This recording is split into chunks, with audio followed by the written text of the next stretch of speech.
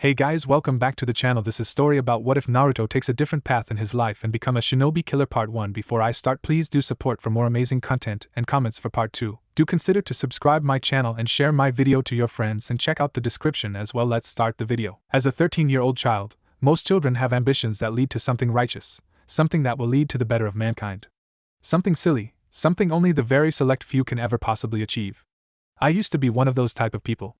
My name is Naruto Uzumaki, age 13. Back when I was about 9 years old, my life consisted of dreams of becoming Hokage, the champion of the village.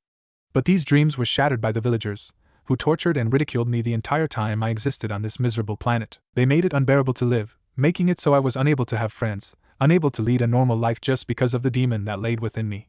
The Kyuubi, or which I refer fondly to as Master, is the beast that once attacked and slaughtered many of the villagers in the Konohagakure village. It was sealed away by the 4th Hokage, who decided it would be a good idea to fucking seal the beast within a newborn child, me. So that is what began my pathetic existence, making it so that everyone hated me and couldn't even stand that I existed. What a life, huh? Yeah, but unfortunately this wasn't a happy ending for the village. All of that pain I felt began to gather, making me a true demon, a demon completely unlike the Kyuubi. I don't like to brag, but I did slaughter over 30 grown shinobi in that village at the young age of 9 years old. Am I a little psychotic? Yeah, but isn't everyone in perspective? And what would you do if you were the most hated individual in the area you lived in for no reason? I had no ambitions for Hokage. I knew even once I became the Hokage, they would still never respect me.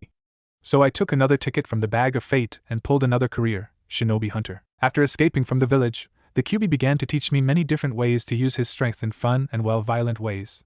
Now it seems that I have become a S-ranked ninja. My ranking in the bingo book is kill on sight, which I am happy to report.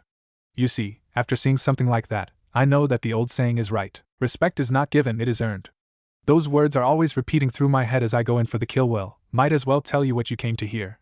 About my first major kill, about the time where I found a kill and a fuck buddy. Haha, it all started in the Land of Waves. It was another sunny day within the Land of Waves. I had been hiding out around there for a few months, a perfect place to lay low from the eyes of Konoha ninja. I was working within one of the few stores that resided in the town, working for the few coins they gave me on a daily basis. I had become friends with the people around me, becoming a regular Joe in this small village. It was a dry Wednesday, the sun beaming down upon my face as I swept the floor before the store opened up in a few minutes. As I did, I spotted Tazuna and his grandson Inari coming up to the store as usual, coming to buy their daily bread. Hey Tazuna-san, I greeted as I opened the door, allowing them to enter the store early. Go ahead and get what you need to get before the early bird rush comes in. You are too kind to us, Blondie, Tazuna said as he usually did as he patted me on my head and grabbed a small cart.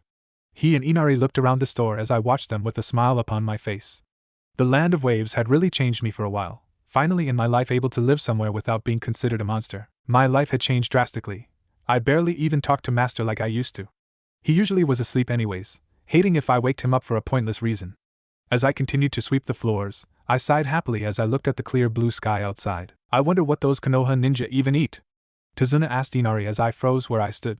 I looked back in surprise as I listened to the conversation. They aren't going to be able to do anything, Grandpa. I don't even know why you hired them, Inari replied as the broom dropped from my hands. Did Tazuna really betray me in such a way? Did he know who I was and hired shinobi to eliminate me? No, there is no way someone would know me in this hick town. I continued to listen as I heard Tazuna speak about someone named Kakashi and his team of 3. I began to think of where I heard that name before. It seemed very familiar. Then I remembered, I had been speaking to one of my many associates, and they had mentioned someone named Kakashi the Mirror Ninja. I felt beads of sweat go down my forehead as I heard this name be uttered from Tazuna's mouth. So I was going to have to slaughter Tazuna and his entire family, along with these ninjas from Konoha. Sigh, I truly hate my life sometimes. As these thoughts rushed through my head, I picked up my broom and continued to sweep, trying to change the subject within my mind. I wasn't able to, my mind completely focused on the sudden arrival of the Leaf Shinobi. Kakashi Hatake wasn't any ordinary ninja, not by any standards from what I heard. I heard that he was a holder of the legendary Sharingan, a technique that was thought to die out after the slaughter of the Uchiha clan. That was done by Itachi Uchiha, someone that I had the pleasure of meeting on several occasions when I allied with the Akatsuki. He seemed like the type to do it, heartless and cold, rarely talking unless it was to give a command. I heard he has a brother that still resides within the leaf named Sasuke Uchiha. I remember him, he was always alone by a small lakeside looking at the water. On many occasions I almost talked to him, but never worked up the nerve. So it wasn't a very warm feeling to have Kakashi within the same area as myself. Even though I had achieved power that no ordinary child could even fathom, I was constantly always having to be alert. As I watched Tazuna and Inari exit the store, I looked in surprise as young Inari dropped something upon the floor. I dropped the broom once again as I hurried to pick it up, retrieving it and handing it to the boy. "There you go, kid," I muttered in a low voice as I patted Inari on the head. "Got to keep a hold on dinner, alright?" Inari nodded as his grandfather laughed, patting me on the back. "Hey, you should come by tonight. Tsunami would be happy to see you again," Tazuna said as he walked out of the store. "I'll be there with the milk," I replied cheerfully as Tazuna laughed, exiting the store. I watched him leave with a sinister look upon my face, knowing what had to be done tonight. As I contemplated about my decision regarding slaughtering an entire family, I decided to take my half-hour break outside, which was unusual for me. I took a stroll down near the bridge, where I spotted Tazuna continuing with his bridge. Supposedly, this was supposed to be the bridge that was going to be able to open trade with other nations, allowing the Land of Waves to finally flourish with life. Currently, the little nation known as the Land of Waves was being manipulated by a billionaire that goes by the name of Gato. I have never run into Gato or any of his many goons that he keeps around to maintain order, but if his presence was gathering shinobi into this area, it was going to have to be looked into. I knew I could easily topple Gato and his sick little reign he had over this town, but things were going my way without me interfering, so I decided to keep my nose out of things that don't refer to me. So as I spotted Tazuna, I also spotted one of the Konoha shinobi that was accompanying him. It was a young woman around my age, with light pink hair. She had green eyes that sparkled like diamonds within the sun, her eyes meeting mine as I marveled at this magnificent specimen of woman. I decided since she would have no idea who I was to nonchalantly go over and speak with her and Tazuna. But as I prepared to do this, I spotted Jichi, one of Tazuna's bridge workers. They got into an argument, Jichi arguing about how Gato will kill them if they didn't stop construction on the bridge. I snickered as I continued listening, Tazuna finally just letting the argument go, and telling Jichi that he didn't have to return. I quickly returned into the store as Tazuna walked towards my direction, the young shinobi following him to his destination. Tazuna walked right into the store. I was standing at the register, pretending to be busy. "Hey there, Blondie," Tazuna greeted as I waved at him like usual. "Got to get some lunch for Tsunami and the young shinobi." I nodded as I watched Tazuna reach over and examine the lunch meat, asking the girl if she liked turkey. The girl nodded as another man entered the store, my eyes meeting his as he looked down at the girl's bag that resided near her rear end. I wasn't looking at the bag, I watched as he reached out towards the bag, me body flickering away from the counter and in front of the man. I snatched his hand away in midair as he looked at me in surprise. I kneed him in the chest before the girl and Tazuna turned around. "Apologize for trying to steal," I muttered as I twisted one of the man's fingers in circular motion. "Do it now or I will increase the pain." The man nodded as he apologized quickly, pulling his fingers away as he ran from the store. "Hey, thanks a lot for that," the girl said as she blushed softly. "Nobody has ever done something like that for me. I'm Sakura Haruno." "And you are?" "I'm Naruto," I replied uncertainly as I shook Sakura's hand. Sakura seemed to really be interested in me, her eyes not leaving my face as I dusted myself off. "So, do you live around here, Naruto?" Sakura asked as I shook my head yes. "Yeah, but I'm more of a secluded kind of guy," I replied as Sakura nodded in response. "Okay, love connection is over, we need to get back with lunch," Tazuna grumbled as he pointed to the counter, where he had placed his food. I nodded as I returned to the counter and rang up the food. After Tazuna paid for his food, I watched him and Sakura leave, Sakura looking back at me with a smile before she walked out the door. I smiled back as I heard laughter coming from within my mind. "Naruto, sometimes you are so gullible," a voice muttered as I sighed. Master had awakened, and obviously been eavesdropping on the entire conversation that I just had with Sakura. "Why I am gullible for?" I asked as I closed my eyes, finding myself standing in front of Master's cage. All I did was tell her my name. "What the fuck do you think she will do with that? Becoming interested in women have completely clouded your judgment," Master responded as I sighed. "Not this stupid-ass conversation again," I muttered as I looked down upon the ground. "Didn't we have this conversation when I was like 10? You obviously didn't heed my warning then, so I have to repeat myself," Master replied as he sighed as well. "You cannot allow the temptation of women allow you to make foolish decisions. All you will do is secure your future in a jail cell or death. So don't heed my warning if you wish." I nodded as I reopened my eyes, knowing in my heart of hearts that Master was right. I had been so infatuated with that Sakura girl, I had actually told her my real name. I'm sure that someone like Kakashi Hatake would know that name and most likely act upon hearing it come from Sakura's mouth. I knew that I had to investigate this situation more, placing me into an awkward position. I sighed as I placed a close sign on the door of the shop, knowing this would be the last day I worked within its walls. As the day continued on, I decided to take a stroll around the forest to clear my mind. As I did, I spotted another of the other shinobi that were traveling with Kakashi Hatake. He looked like Itachi besides the hair, his hair strange in the back and wavy in the front. He wore a blue shirt with the Uchiha symbol on the back of it, along with white khakis and black sandals. I was guessing this was Sasuke Uchiha, the second survivor of the Uchiha massacre. He was training intensely, trying to achieve what looked as if it was a training drill. I watched him for a minute as he concentrated his chakra to his feet and continued to try to climb the tree without using his hands. Not bad, I muttered as I decided to allow myself to be heard, Sasuke turning around quickly as he heard my voice. Who are you? He asked as I chuckled softly, deciding to have a little fun with the genin. I'm someone you wouldn't want to meet in the woods around when the sun goes down, I replied as I looked up at the sky, the sun beginning to go down. Sasuke looked up as well, smiling as he realized what I meant. So am I supposed to be scared? Sasuke asked as I chuckled once more, shrugging to answer his question. Most people are, but you don't need to be if you think I can't kill you, I responded with a grin. So, mind telling me why leaf shinobi are in my neck of the woods? Actually, that is classified, Sasuke answered with a smile creeping upon his face. You want the answer, fight me for it, boogeyman. You aren't nothing like your brother Itachi, I replied as Sasuke's eyes widened. Oops, I shouldn't have let that slip out. What do you know about Itachi? Sasuke asked darkly as his eyes stared into my own menacingly. I shrugged as he rushed at me, preparing to strike. I simply body flickered away, not even humoring this fool. Sasuke looked around in surprise as I appeared behind him, tapping him on the shoulder. Sasuke turned around as I elbowed him in the chin, Sasuke's teeth clicking together loudly as I did this. I then slammed my fist into his stomach, Sasuke coughing in my face as I did this. I then backed away as I let Sasuke take in all of this pain. Now allow me to ask you again, why are you and Kakashi Hatake here? I asked as Sasuke chuckled, looking up at me as he took in gulps of air. So that is why you are concealing your chakra, Sasuke replied as I closed my eyes, a smile crossing my face. You don't want to be discovered by Kakashi, so you must be some wanted criminal. So I guess our presence must have gotten you a little nervous, huh? But you seem pretty young to be a criminal. I didn't let him finish, body flickering behind him and slamming my fist into his back. Sasuke coughed out blood from this attack, breathing heavily as he kneeled upon the ground.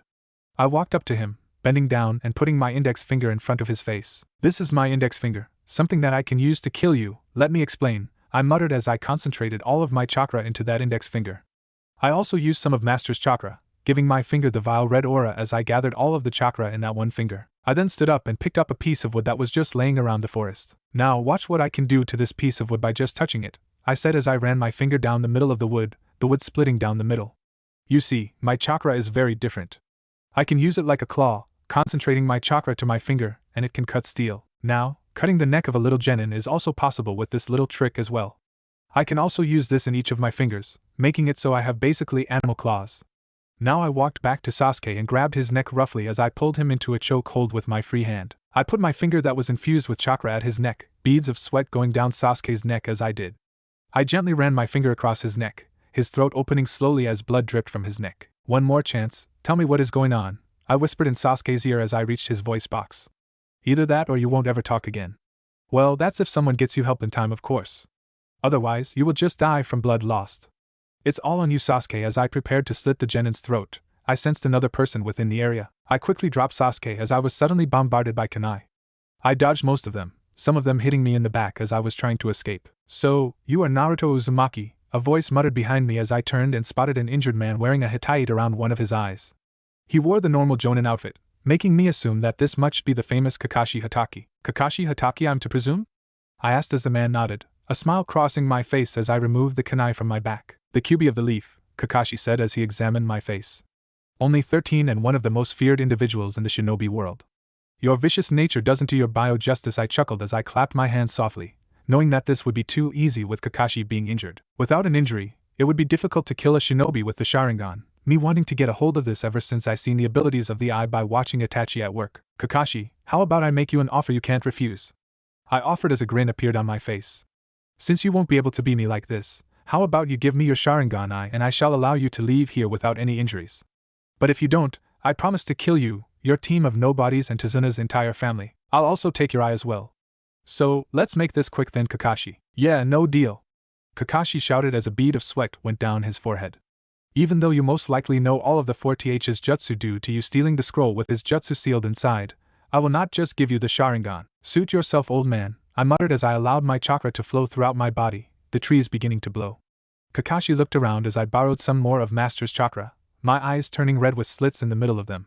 The red chakra flowed through my body, increasing my hunger for destruction. And yes, I do know the 4Th's jutsu, I muttered as I gathered a familiar jutsu within my left palm. Now, prepare to die, Kakashi Hatake. This wasn't what I was expecting tonight. I was expecting something to occur, kill Tazuna's family, but not get into a battle for the Sharingan with Hatake Kakashi.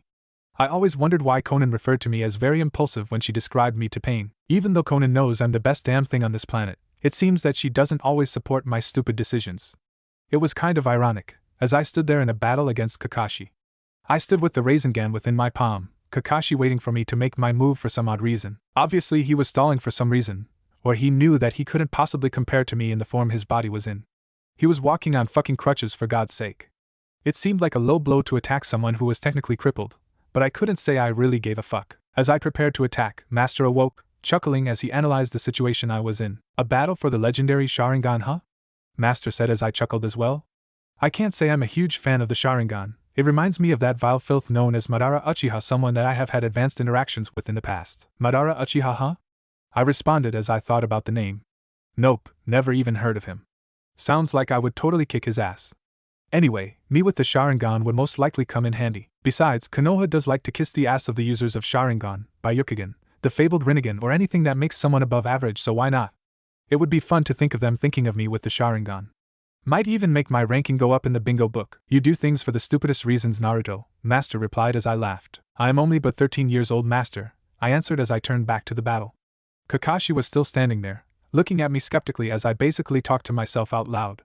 I took off, running at Kakashi with the Rasengan in my palm as Kakashi dodged without much effort. Using the 4th's jutsu for your own gain, Kakashi muttered as he dropped his crutches to the ground, his legs buckling a bit as he tried to keep himself steady. The 4th's jutsu is weak in comparison to the upgrades I gave them, I responded as I appeared behind Kakashi. Kakashi gasped in surprise as the Rasengan in my palm grew in size and was infused with more of Master's chakra. I shoved it into his back, Kakashi seemingly taking the attack. I smirked as Kakashi was replaced with a small log, knowing that he would use this trick. Kakashi stood within a tree above me, preparing to get the drop on me. So is that your plan? I whispered within Kakashi's ear as he froze in surprise. I pulled out a lone kunai and slammed it into Kakashi's back, that Kakashi also disappearing. I looked around the area, trying to sense where Kakashi had disappeared to. As I did, I jumped to the ground and scanned the area. Suddenly, I was grabbed from underground, a hand shooting out and grabbing my ankle. I looked down in surprise as I was dragged underground by force. I looked up as Kakashi stood above me, smiling as he picked up his crutches. I smiled back as the me that was within the ground disappeared, Kakashi's smile fading quickly. As he scanned the area for me, he gasped as hundreds of clones of myself emerged from the trees, all smiling as they laid eyes on Kakashi. Kakashi backed up slowly, knowing that he was physically not able to continue this battle. His injuries were still healing, and this added aggravation was just furthering them. I knew that he would eventually succumb to me. I was just wearing him out and playing the waiting game. I remained hidden as the clones attacked, Kakashi pulling a kunai from his makimono pouch. He went into battle with the clones lazily attacking as Kakashi simply slashed at them as they advanced. I knew that it would be difficult to penetrate Kakashi's defense, knowing that he is one tricky bastard. I needed to catch him off guard, which would be difficult with his Sharingan activated. I didn't know much about the Sharingan, but I did know it most likely would point out the real me in this bunch of clones. I was planning to use the Rasengan on him by emerging from the crowd, but that wouldn't work most likely. I could always use the Flying Raijin, but that drained chakra quite a bit when I tried to use it. Also, I hadn't mastered it quite yet, making it quite annoying to decide what to do. I couldn't afford to waste chakra. I wanted to drag this out as long as need be. Naruto, just paralyze him and then use the special Rasengan I taught you, Master suggested as I grinned in response. I pulled from my back pocket 3 kunai that were connected by steel wire. These were specially created for me by Deidara, who thought it would be a good idea to give such a weapon to a child. But he is so demented himself, it's not hard to actually fathom. The kunai could be used as a quick trick, throwing them and creating a net-like trap for the opponent. At least that is what Deidara said, but I barely ever understand that guy. Naruto, my man, he had said when he handed me the weapon. These are tools that I was given that I am now giving to you. Use them wisely, they might come in handy. God, he was annoying. But maybe he had a point. I threw the kunai at Kakashi, the steel wires appearing and strapping around his body, me using this opportunity to appear behind him with what I called my final Rasengan. This Rasengan was created purely with Master's chakra, huge in size. I slammed it into Kakashi's back with the distraction of the kunai, this actually connecting.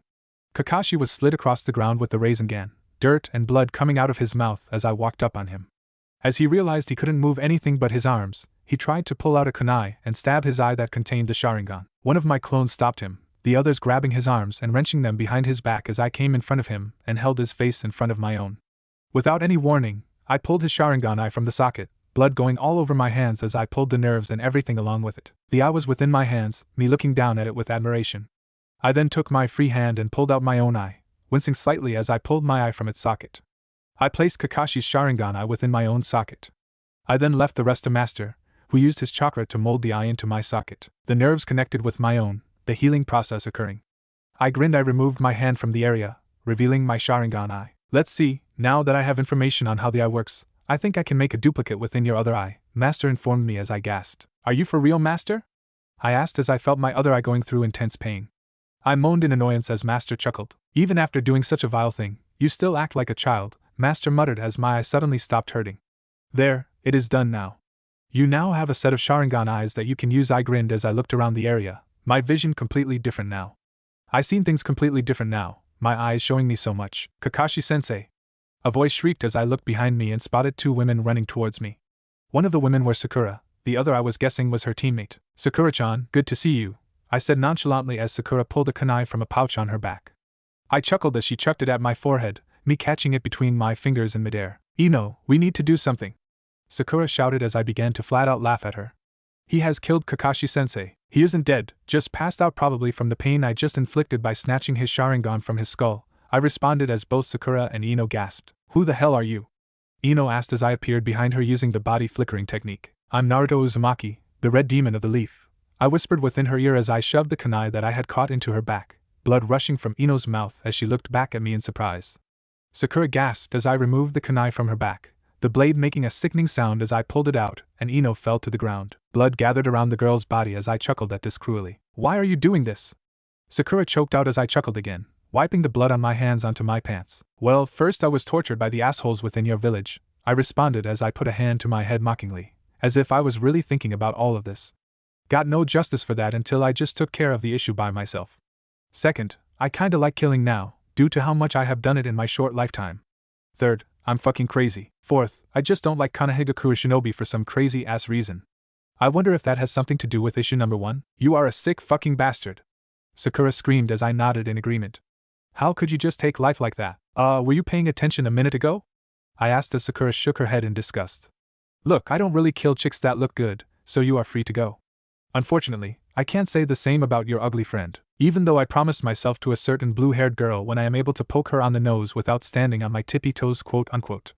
I think that me and you can one day make this happen. Come see me when you lose something you truly care for, then you will realize that this world and the true colors of it. Everyone criticizes you until they get put into a situation where they must walk in your shoes. I walked away after this, leaving Sakura there looking at me as I walked back into the town. Man, now what do? I complained as I unlocked the door to my small hut and jumped onto the bed. I guess I should get some rest and then finish where I left off tonight. But for now, rest is needed. As I thought about what was on the schedule tomorrow, I grinned with satisfaction as I closed my eyes and fell into a deep sleep. I was running, where was unknown. All I know that I was escaping from something, someone giving chase as I ran through what looked like the forest outside of the Kanehigakure village. I tried to turn around, but my neck was as stiff as a board. I couldn't turn around, couldn't stop. My legs just continued running, even though my body was tired out. As I continued running, someone was finally in my range of view ahead of me. This person was not anyone I recognized, someone that was completely a mystery to me. I continued running as the person drew a kunai from within their jacket, preparing it as I continued towards them. Without any movement within my body besides my legs, I was cut in the throat by the kunai, choking on blood as it drained from my body. I looked up at the person as my vision went hazy, the person standing with a smile upon his or her face. I faded from the scene, waking up within my bed. I looked around the room, my body drenched in sweat as I sat up within the bed. I stood up and pulled the curtains, sunlight bathing the room in its sweet light. I sighed as the dream began to slowly fade away, becoming nothing but a memory. As I walked from the window, I opened my front door, inhaling in the sweet air as I stuck my face outside the door. As I did this, it seemed that something had the small village in more of a tizzy than usual. As I stepped outside my house, I stopped one of the regulars that came to the shop as I spotted him running down the street. After stopping him and speaking to him for a minute, he explained to me that Gato was down at the bridge, making an example of Tazuna and his entire family. It seemed that the shinobi that were designated to protect him, the injured Kakashi, the injured Sasuke, the dead Ino, and the still-kicking Sakura had abandoned their mission and returned to Kanehigakure, leaving Tazuna's family at Gato's mercy. He was apparently gathering all of the citizens to the bridge so they could all witness Tazuna's execution. Now, usually I would be all for seeing a person get executed, but to execute someone that I planned on killing? That left me with nothing to do this entire day. So, of course I decided to occupy myself by going down to the bridge and putting on my own one-man show. I was going to slaughter Gato, then his gang, his hired muscle, and then I would slaughter Tazuna's family to top it off. I knew that this would get my street cred up, and besides, I didn't even get to use the Sharingan in battle yet, so this seemed like a perfect time to experiment and blow time before I left the village. After I left the village, I had to make contact with my 2 contacts anyway, so this would be the perfect time waster until then. I returned back into my hut, retrieving all of my carry-on items and placing them in my sheepskin bag. I then pulled on some fresh clothes and headed out the door. Dressed in my all-black cloak that covered my face from view and my normal red and black shirt with my black sandals, I headed to the bridge. The first thing I saw was Tazuna himself strapped against the bridge. Gato and his 2 samurai were standing next to him with sick grins on both of their faces. Another 2 people stood behind them, one a man wearing a black shirt with the sleeves cut off, a huge sword sheathed upon his back. The other was a woman, wearing an Anbu mask upon her face. I snickered as I pushed through the crowd, making my way to the front so I could see this. This man and his family has committed acts of treason against me and this entire land. Gato shouted as he pointed at Tazuna, who seemed to be more worried about Tsunami and Inari, who were tied up and sitting next to him. This is the price for defying my law. Gato continued as he snapped his fingers, his 2 samurai stepping forth and unsheathing their swords that were at their waist. They both held each of their swords at Tazuna's neck, Tazuna looking up with fear in his eyes. I've seen enough of this foolishness, I muttered loudly as Gato looked around the area, wondering who said those words. Excuse me?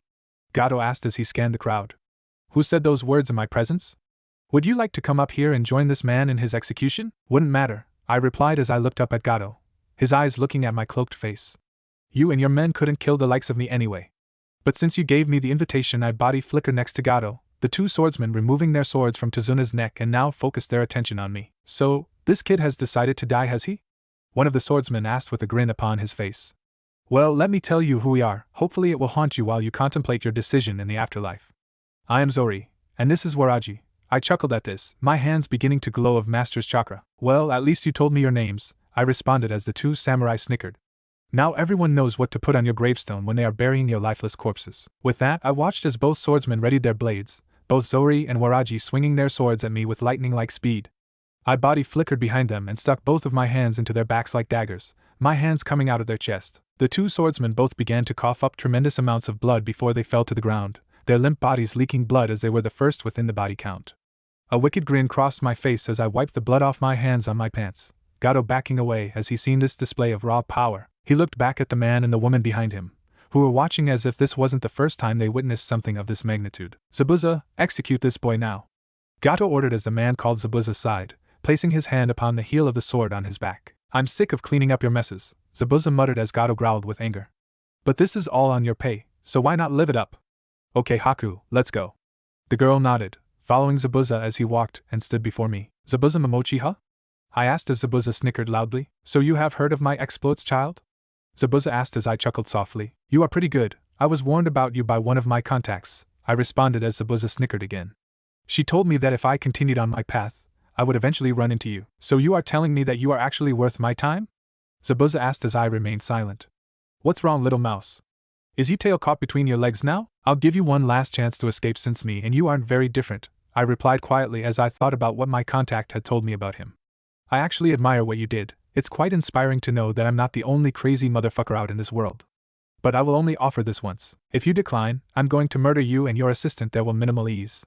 Your choice. Zabuza didn't answer at first, looking away as Haku looked at him. Without any warning, Zabuza unsheathed his blade and swung the giant sword at my face, the wind from the attack blowing the hood away from my face. The crowd gasped as I was shown, Zabuza looking at me skeptically as he studied my face. Naruto Uzumaki, the only child that could speak such words and actually be able to back them up, Zabuza muttered as Haku gasped out loud. Well, you are right about one thing. Me and you would have eventually met up. You were actually one of my jobs that I hadn't taken yet. It seems you have made quite a few enemies within this small world for such a young boy. Well, even though it wasn't the original plan, I guess I will have to kill you now. With this, Zabuza rushed at me and began to swing his sword expertly, not sloppy like the previous samurai. He swung it accurately, knowing that I could only dodge this attack, not giving me enough time to whip anything up to counter it. I grinned as I knew this was going to be fun. I jumped back after dodging, making hand signs as Zabuza did the same. Katan Ryoka no Jutsu, fire style, dragon fire skill. I shouted as I shot a ball of fire shaped as a dragon from out of my mouth, as Zabuza used his jutsu. Suetun Suryuden no Jutsu, water style, water dragon jutsu. Zabuza shouted as a stream of water that was also shaped as a dragon from near the water that was under the bridge. The two dragons clashed violently, my fire attack getting cancelled out by the water-style jutsu. The after effect was the area getting shrouded in smoke, the smoke sifting through the air mysteriously. Kirigakure no jutsu, hidden in the mist jutsu, Zabuza whispered as the smoke turned into fog, the grin on my face growing as I prepared to use my secret Sharingan. I shouted as Zabuza chuckled, thinking that there was no way that I could have such a technique. But little did he know that I had casted a genjutsu upon him as he connected with my eyes after his sword blew my hood from my face. This made it so I looked as if my eyes were blue like they used to be. This was funny to me, knowing that this ignorant fool couldn't even tell that he was under the most simple and grade school of all genjutsu. Funny thing was that I wasn't very good at genjutsu either, so I was hoping that the Sharingan would increase my abilities in that department. I could see Zabuza clear as day as he walked around the smoke quietly, preparing to strike me when I was supposedly off my guard. He crept behind me as I looked to the side without turning my head, a smile creeping upon my face. Zabuza took a mighty swing as I ducked in response, looking back at Zabuza as he looked back into my eyes. I cancelled the genjutsu, allowing Zabuza to see what I truly looked like. My eyes were revealed to him, his hands almost dropping his sword as he looked into my eyes. That can't be possible that you could have such eyes, Zabuza exclaimed as I chuckled. You aren't an Uchiha, but how are you using fire-style type jutsu? This isn't adding up at all. My body flickered behind Zabuza as a bead of sweat went down his forehead. I'll tell you my secret if you want to hear it, I whispered as I placed one hand upon his back. Zabuza looked in fear as he tried to turn around and swing his sword, but I had different plans. Using concentrated chakra, I blew a hole within Zabuza's back, the chakra so vile and strong, Zabuza standing no chance with my hand on his back. He fell to his knees quickly as I walked in front of him, looking at the fallen psychopath. I defeated Kakashi Hatake and stole his Sharingan from him, I told Zabuza as he looked up at me with the wraps around his mouth turning the color of blood. He unwrapped them as he coughed up more blood onto the ground.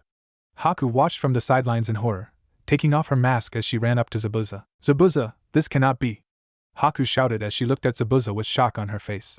Tell me that you are going to make it. Haku, I want you to go with this boy, Zabuza choked out as more blood dripped from his mouth. It may seem unorthodox at this time, but I tell you this for a reason. The reason you exist will be found if you travel with him, because you both also have similar looks in your eyes. Never walk from you path Naruto Uzumaki. Never. With these words, Zabuza died, his eyes rolling into the back of his head as Gato began to make noises behind me.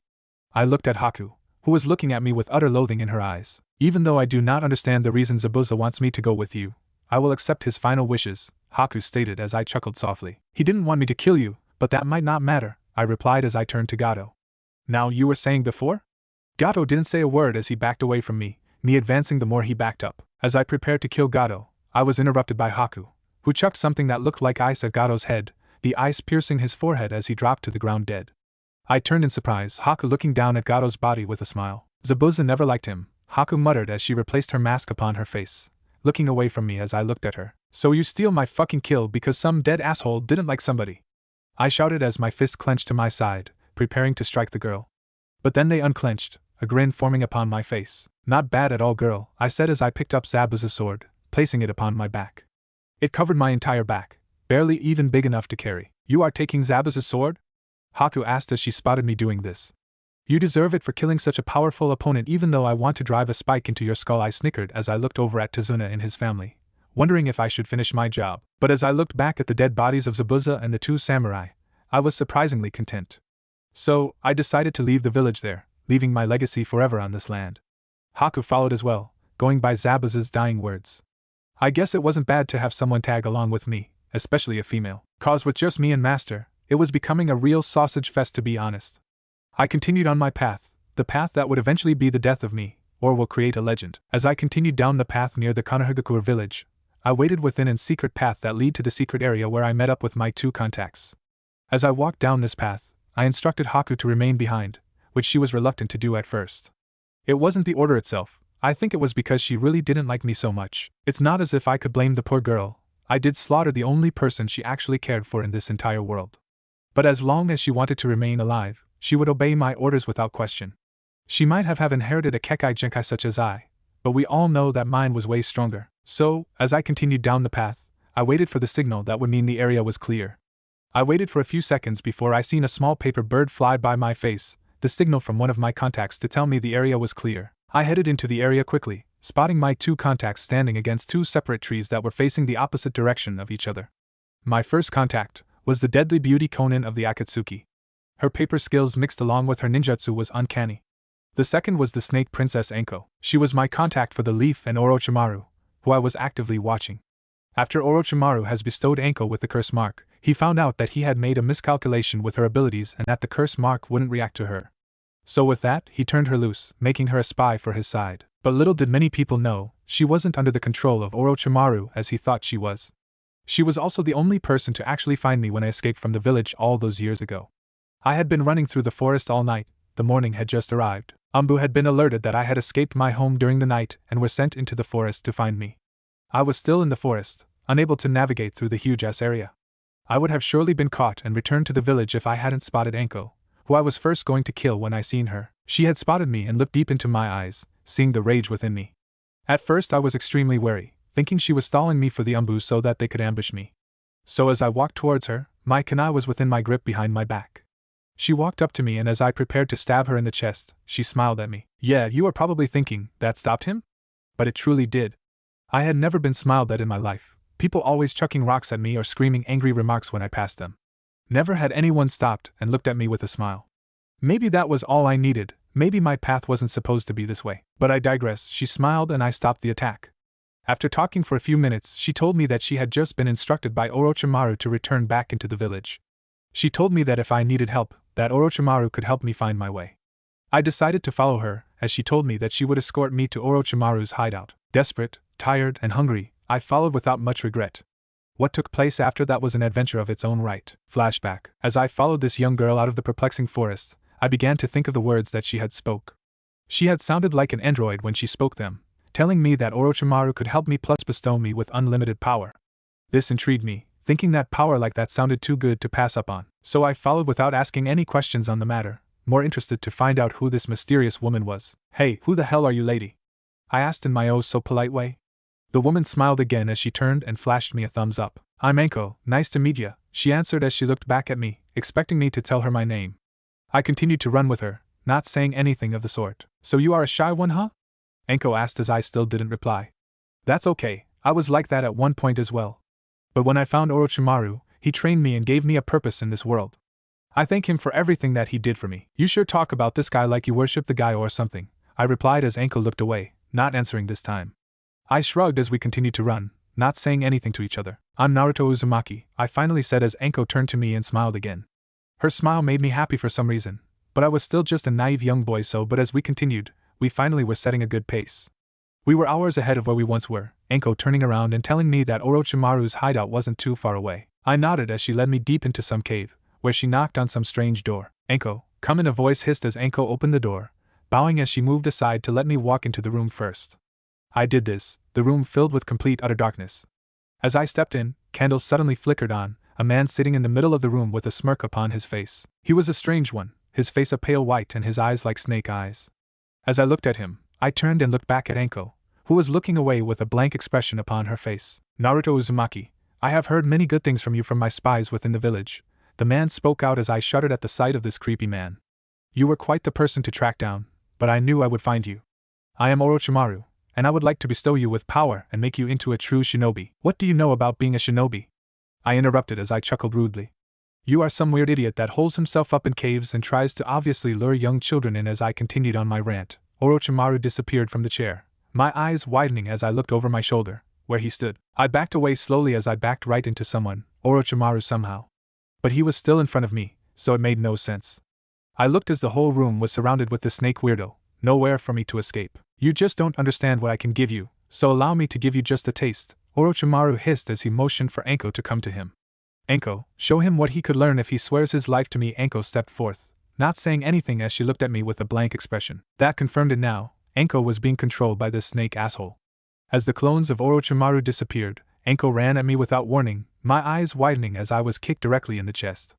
I coughed loudly as I was then pushed into the wall next to Orochimaru's chair with Anko's palm. I looked up with my eyes red with the slit in the middle of them, meaning Master was obviously awake and encouraging me to fight. Without words I understood, taking off at Anko as she took off at me. As I prepared to swing, she jumped back and made quick hand signs. Ninjutsu? I wondered as Anko used her jutsu, Sanai Jashu, Shadow Snake Hand. Anko shouted as snakes emerged from out of her sleeves, the snakes coming out and trying to grapple onto me. I didn't know what to do as they did, just standing there as the snakes attacked me and injected me with their venom. As this occurred, I fell to the ground, not expecting the venom's effects to take hold so quickly. Orochimaru chuckled as he removed something within a small tube from his outfit. Since it has come to this, how about I make you a deal, Naruto? Orochimaru asked as his smile increased. I'll give you the antidote for your snake bite if you join me, and trust me, this venom cannot be affected by your healing factor even though you have your little friend within you. I gasped in surprise that he knew this information. But as I looked down and seen that the snake bites had already disappeared, I knew it wasn't that hard to figure out. But how did he know to use snakes with some kind of special venom? Then I realized the horrible truth. This was a trap from the beginning. Enko was sent for me, probably after Orochimaru heard from his contacts within the village that I was the #1 candidate for murdering all of those shinobi. After figuring this out, it was as simple as predicting what I would do after this. This wasn't any ordinary man, he was good. Not just smart, but strong as well. But there was something different in Enko. I could tell that she wasn't trying to obey this idiot. It was just something that I felt deep down in my heart, that I knew that smile was real. Did I want to fool myself into thinking so? Maybe, but I knew that I had to go with my gut feeling. So I did, deciding to tell Orochimaru to go to hell and focus on getting Enko to snap out of whatever she was in. Orochimaru waited patiently for me to answer. Well, why wouldn't he? My body was beginning to numb, the poison turning my face slightly blue. I was beginning to feel weaker, so I knew I had to do this quick. Enko, please stop this, I shouted as Orochimaru chuckled softly, thinking of course that this was for naught. Enko, I haven't known you for long, but I can tell that we are alike. Me and you want to find the reason why we exist in this miserable world. We just took different routes to try to answer that question. I slaughtered the objects of my pain. You teamed up with some psychopath snake guy that doesn't value you or your life. As these words came from my mouth, I was surprising the hell out of myself. Then again, I was on the verge of death, so anything could happen, right? It will do you no good. Now swear you loyalty before you die. Orochimaru shouted in a rather desperate way. I then realized something else. He needed me alive. He expected me to succumb to his demands after he poisoned me, but I wasn't budging. All of this was pure bluffing, knowing that I would never side with him easily. Fuck off, Snake Man, I replied as Orochimaru looked at me angrily. You will die, child, if you don't obey my demands. Orochimaru pointed out the obvious, a smile crossing my face. Well, I guess you wouldn't be able to experiment on me or whatever you want to do, huh? I replied as Orochimaru's hands shook as if he was about to explode. I obviously had rained all over his smug-ass parade, and it was pissing him off to no end. I began to kneel down to the ground, my vision growing blurry. My legs felt like rubber, my body so heavy all of a sudden. I felt as if I wanted to take a long nap, but I knew that I must stay awake, for my life depended on it. As I began to slowly perish, I looked up at Enko with the smile that she had given me, Enko looking back at me with widened eyes. As this occurred, I fell face first onto the ground, hearing Master within me screaming for me to survive. Sorry, no can do this time, I muttered as my vision began to immediately go out. As I looked up for what I thought was the final time, Enko gave me something, shoving it into my mouth as I passed out. As she gave it to me, my eyes fluttered back open, the poison beginning to dilute thanks to whatever Enko gave me. You are too precious at this time to allow you to perish, I heard Orochimaru mutter. The time will come when you will join me, mark my words, Naruto Uzumaki. Enko, drop this fool off where you found him, for now he's conscious, so I can't do anything with him. I felt myself get picked up, the poison still paralyzing me. As Enko carried me away from Orochimaru's hideout, she laid me down upon the ground and looked at me as I began to be able to control my movement. Without any warning, she kissed me upon the lips, my eyes widening as this occurred. I kissed her back as she looked at me looking back at her. I don't know how you done it, but you freed me from Orochimaru's control, she whispered within my ear as I grinned. But I am forever within your debt from now on, Naruto Uzumaki. I wish to be of use to you, in any way that I possibly can. Be my informant, I whispered within her ear as her eyes widened. I am going to be on the run for a while, and I need to watch Konohagakure and this Orochimaru character while I'm away. So I need you to report back to me everything that you discover. But if you betray me and are trying to fool me, I will kill you without any regret. I understand, Enko replied as she looked at me. But why Orochimaru? That would mean I have to return to him. I need you to pretend to be in his control, do whatever he says for the time being, okay? Also, you need to report back to the village and make yourself useful, I replied as Enko nodded with an uncertain look upon her face. I smiled at her as she did this, Enko smiling back as she got off the top of me. You will know when I need to get into contact with you, Enko said as she prepared to walk back. How often? Every month, sooner if important news arises, I responded as Enko nodded. At that, we took our separate ways for the time being. Flashback end. Naruto, good to see ya, Enko said as she spotted me, a smile on her face. I grinned back, smiling as Konan watched with silence. So girls, where are my hugs and kisses? I asked as I got 2 snickers in response. You're still way too young, Naruto, Konan replied as Enko nodded in agreement. Besides, you know our agreement, right? I nodded, remembering that agreement. It was interesting. After leaving Anko all that time ago, I had met Conan later that day as I was wandering around, wondering what I'd do next with my life. As I continued to walk where it felt like nowhere, I was lost and still starving. I hadn't eaten since I had found a few edible berries earlier, but that definitely wasn't enough to fill me. I continued to walk, hoping I would find something, anything, that would lift my spirits at this point. I did, finding a girl next to what looked like a river. She was just standing near the water, throwing what seemed like small paper flowers within the river. They floated for a while before sinking deeper into the water. I watched with interest for some reason. Her just making the flowers was astounding. She was so good at it, just making them in a flash and then throwing them within the water. As I watched, she finally turned and spotted me, dirty and tired, looking as if I could pass out right now. She smiled at me, motioning me to come over to her, which I did in a hurry. "Why do you look such a mess for a young child?" she asked as I shrugged, not really knowing what to say to this. "You seem as if you have been through so much in your short lifetime. We are one of a kind, so there are more that are like me, huh?" I asked as she nodded in agreement, looking back within the water. "This world is impure, it will be the downfall of humanity," the woman stated as I looked at her with surprise. "You know probably nothing of what I'm speaking of, but don't be like the other men that are around you. Be strong, fight for something that truly means something in this world. Don't fight for pointless cause, fighting useless battles for the benefit of fools. Be your own man and walk your own path. A child's eyes can be so pure, yet they are the gateway into what the child shall become. I was once a cheerful child, but my eyes only showed me hate, betrayal, and death. Someone I loved was killed due to this, making me into the woman I am today. I don't honestly know why I'm spouting on about this, but it's just one of those rare occasions where I can just talk, I guess." "I understand everything that you just spoke of to me," I replied as the woman looked at me in surprise. "I was once that pure child, but my eyes showed me the same thing, besides the death part. And that is what I wanted to truly see the most after years of pain and suffering. But my wish wasn't fulfilled until I took it upon myself to kill those who looked upon me with hate because of the monster within me. I killed them all, making the last thing they seen with their eyes was the birth of a true demon. Something stronger than any fool, stronger than any Hokage. I truly don't know my place in this world. I don't know what I will truly do at this point besides two things. Kill anyone who I deem pointless and destroy Konohagakure for the betrayal against me. So yeah, I once was pure and dreamed of becoming the Hokage. But after so much hate and foolishness, I walked my own path as a 9-year-old child." The woman didn't say anything at first, her eyes just looking at me as she smiled at me. She handed me one of the flowers, pointing to the river before us. "Throw that flower within the water, with the wish that your dreams shall come true," the woman said as I did this, a smile crossing my face. "So who are you?" I asked as she looked up at the sky and then back at me. "I'm Conan, and I'm also a rogue shinobi like you," she replied as she looked down at a ring upon her finger. "I would like you to meet some associates of mine. We could use someone like you within our organization. Trust me, everyone there will agree with your ways, I promise this. And one thing I want you to promise me." "What is that?" I asked curiously as Conan smiled knowingly. "When you are able to touch my nose without being on your tippy toes, I want to fuck you," she replied as I coughed a bit, knowing damn well what she meant. Yeah, I promise," I shouted as I wondered why she said fuck you and not fuck me. Something told my young self somehow, someone who shouldn't know jack shit about sex, that she would dominate me in bed. I grinned at the thought of this as I followed Conan away from the area. As we walked, she looked at me with concern. 13 isn't fucking young, Conan, and I'm only a few inches away from being able to touch your nose," I replied crossly as Anko laughed at this. She already knew this little secret, so it wasn't new to her. We have met several times before this, Conan becoming my contact after she basically allied with me instead of the Akatsuki. I was affiliated with the Akatsuki, but I wasn't an official member, so I had to watch these assholes. Especially since they have certain missions that I'm in the dark about, leading to something sinister I sense. But as I met up with the girls, I wasn't thinking any of this shit until Anko told me something that shocked the fuck out of me. "Orochimaru wants to have an audience with you," Anko reported as I snickered. "You got to be kidding me," I replied as Anko shook her head no. "He has been asking about you and sent me to find you actually," Anko responded as I laughed. "You can't trust that bastard," Conan chimed in as I nodded. "Obviously, he already almost killed me," I replied sarcastically as I paced around the area. "What the hell could he possibly want with me?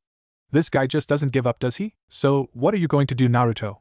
Anko asked as Conan looked at me, waiting for me to answer her. As I contemplated the idea of meeting with Orochimaru, the thought of this was honestly making my stomach hurt. My head was spinning slightly, my mind still reminiscing about the last time I met with the pesky snake. But the positive of meeting with Orochimaru also sprang within my mind as well. Orochimaru and I did have the same ambition, to dispose of the Konohagakure village once and for all. Even though our reasons might differ, together we would be an unstoppable force. His secret agents might prove useful to me, giving me intel on the other villages, but allying with Orochimaru might make the Akatsuki turn against me, which wasn't in my best interest. The Akatsuki were tough, and even at my current level, I would be disposed of relatively quickly. So I guess my best option was to at least find out what Orochimaru wanted, then try to keep the Akatsuki by my side at the same time. Well? Conan interrupted my thoughts. What are you going to do, Naruto? Anko, report back that I'll meet with Orochimaru, I announced as Anko nodded. Conan looked at me skeptically, probably wondering why I would take such a risk. Before she could open her mouth, I decided to explain. Orochimaru might be a snake, but he is a useful one, I explained as I looked up at the clouds. We have to at least see what is going on before I just ignore him. So Conan, I'll be returning with you to the Akatsuki hideout to explain everything to Pain. We'll have to bring Haku, unfortunately, but she might be useful to us. She does have abilities that even I have never seen before. Agreed, Anko replied as Conan nodded silently. We nodded at each other before body flickering away, Conan following me back to meet with Haku. Girl, what are you doing? I asked as I watched Haku pick flowers, wondering why the hell she would be doing something so pointless. Why do you even care? Haku asked crossly as I snickered, preparing to slap the shit out of her. But I remembered that Conan was behind me, so hitting another woman in front of her might not be something that would be beneficial to my health. So I ignored the comment, taking the flowers from her hand and throwing them onto the ground. This is one of my allies, I said as I introduced Conan. I'll let her tell you her name if she feels that she wants to. I'm Haku. Haku introduced herself politely, leaving me wondering what was wrong with this damn girl. She was intense yet kind at the same time, which pissed me off for some reason. Conan only nodded as she looked back at me impatiently. I nodded as I looked at Haku, who got up to her feet. Alright, to the hideout then, I said as we all body flickered from the area. As we body flickered away, I sensed someone in the area, seeing the image of a boy wearing round-rimmed glasses step from behind a tree as I flickered away. At the Akatsuki hideout, Uzumaki Naruto, so you are going to visit with Orochimaru? Pain asked as I nodded. I was speaking to one of the visuals of Pain, the real Pain not in the hideout. I think it would be beneficial to us, I began as Pain chuckled softly. I'll make those decisions, Pain interrupted as I looked down at the ground. Orochimaru is not to be trusted, and neither are those that are willing to ally with him. Currently, you are an ally of the Akatsuki. Are you willing to risk this? I am not. That is why I will be spying for the Akatsuki, I exclaimed as I heard another of the members chuckle. It was Sasori, the puppet master. I already have someone spying on Orochimaru currently, Sasori interjected as I snickered. Sending in you would just be pointless. And what do you know?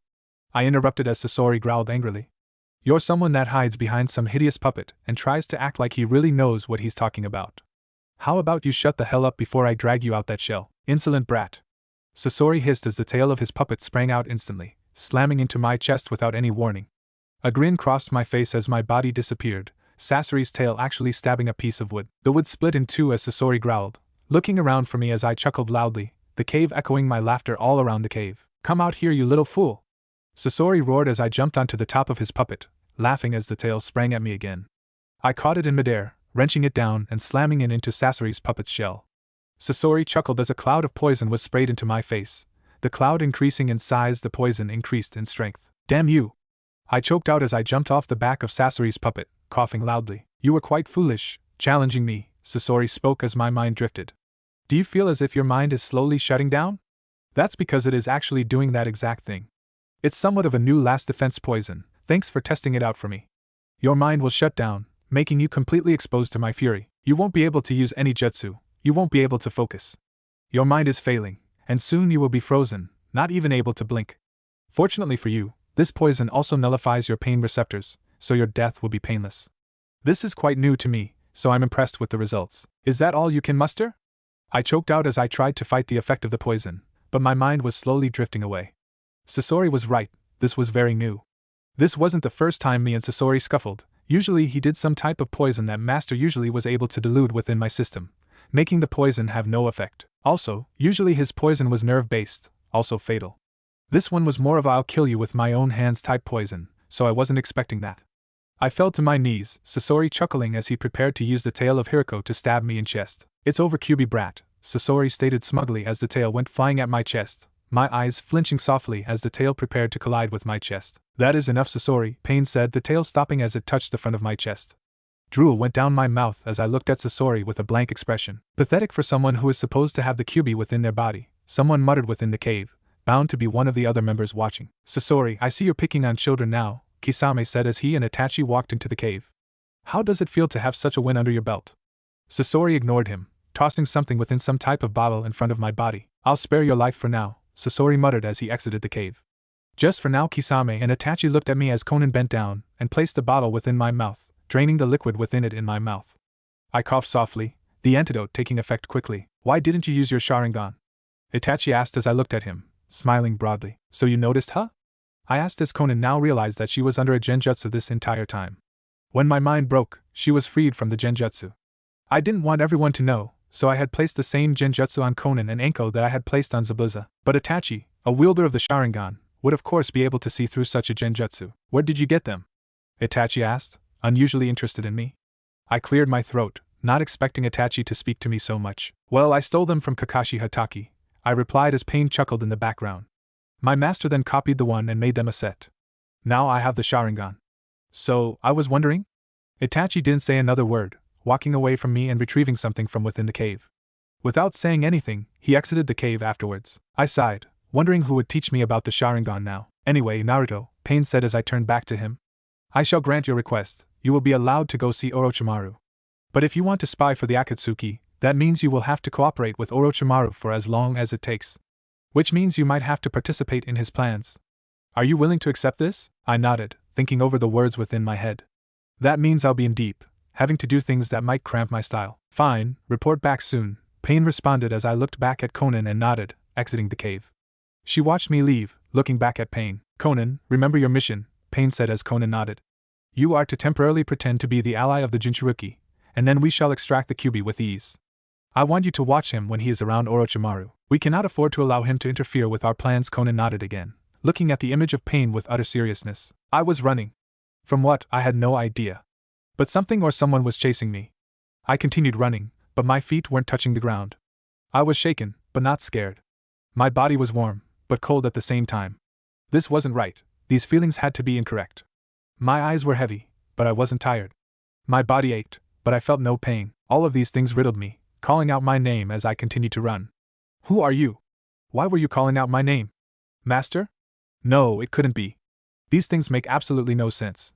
Who are you, and why do you sound so familiar? I woke up instantly, my chest going up and down in an accelerated fashion as my dreams washed away under the light of the morning sun. I sat up, finding out that I had slept underneath some type of oak tree the night before. No one was around me, the sound of birds chirping in the distance the only comfort I had at the moment. I took a deep breath and sighed deeply, taking in the morning air. Did you sleep well? A voice asked as I turned in the direction of the voice with a kunai in my palm. It was only Haku, looking at me with a bright smile as I grunted in response to her question. Did you ever get the coordinates from Enko? I asked as Haku shook her head no. Heck, completely useless as always. How do you even classify yourself as a shinobi girl? Because I have killed grown men with my bare hands, Haku answered simply, making a small shiver go down my spine for a second.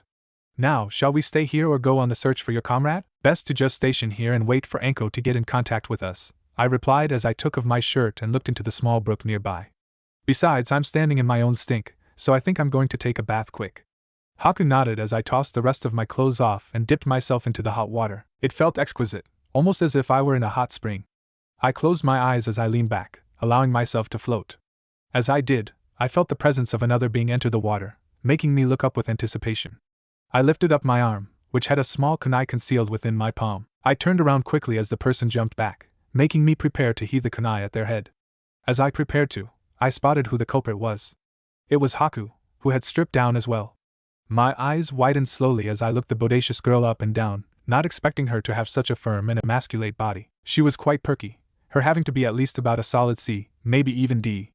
Her curves were perfect, complementing her own figure with style and grace. As she undid the needle she used to keep her hair in place, my eyes rolled down to another section of her body. Haku teasingly covered herself, her face going bright red as I traveled down toward that area. As I studied her, I could see that she definitely wanted me. Even though her mouth didn't move, her eyes looked at me like an expensive piece of meat. She was hungry, and I was prepared to feed her until she was full. I wrapped my arms around her sides, roughly pulling her against me as she squealed slightly with pleasure.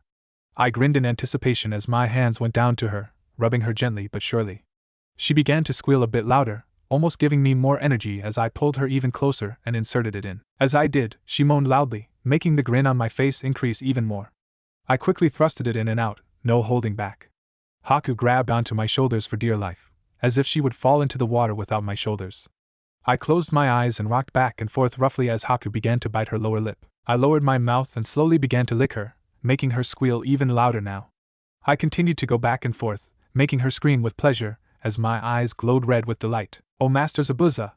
Haku screamed as I stopped dead in my tracks, looking at her in awe. Haku opened one of her eyes, looking at me with a sheepish smile. I pulled away from her as I went lumbering back to shore, soaked and really pissed off. As I got dressed, Haku came ashore as well, wrapping up her body with a long wrap. So that is how you conceal your body, huh? I asked as I looked over nonchalantly. Heh, and here I thought you and Zabuza were like master and student. I guess not, huh? It isn't like that, Haku answered sharply as I snickered, looking over her way. Master Zabuza allowed me to simply fulfill his needs that every man needs once in a while. Sure, whatever you need to tell yourself to sleep at night, girl, I muttered as I picked up Zabuza's sword and sheathed it upon my back.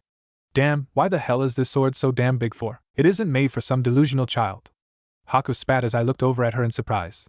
What, do you have a problem about what I said? It is true, is it not? I think Master Zabuza was foolish for allowing himself to perish at the hands of you. Okay, watch it, girlie, I growled as I stopped dead in my tracks. You better watch your tone before we have a real problem on our hands. Fine, let's see what you can do, child. Haku roared as she sent 3 ice shards at my forehead, me deflecting them with my kunai I kept concealed within my palm. You just dug your own grave, girl, I muttered as I went into the offensive, body flickering before Haku, backhanding her across the face.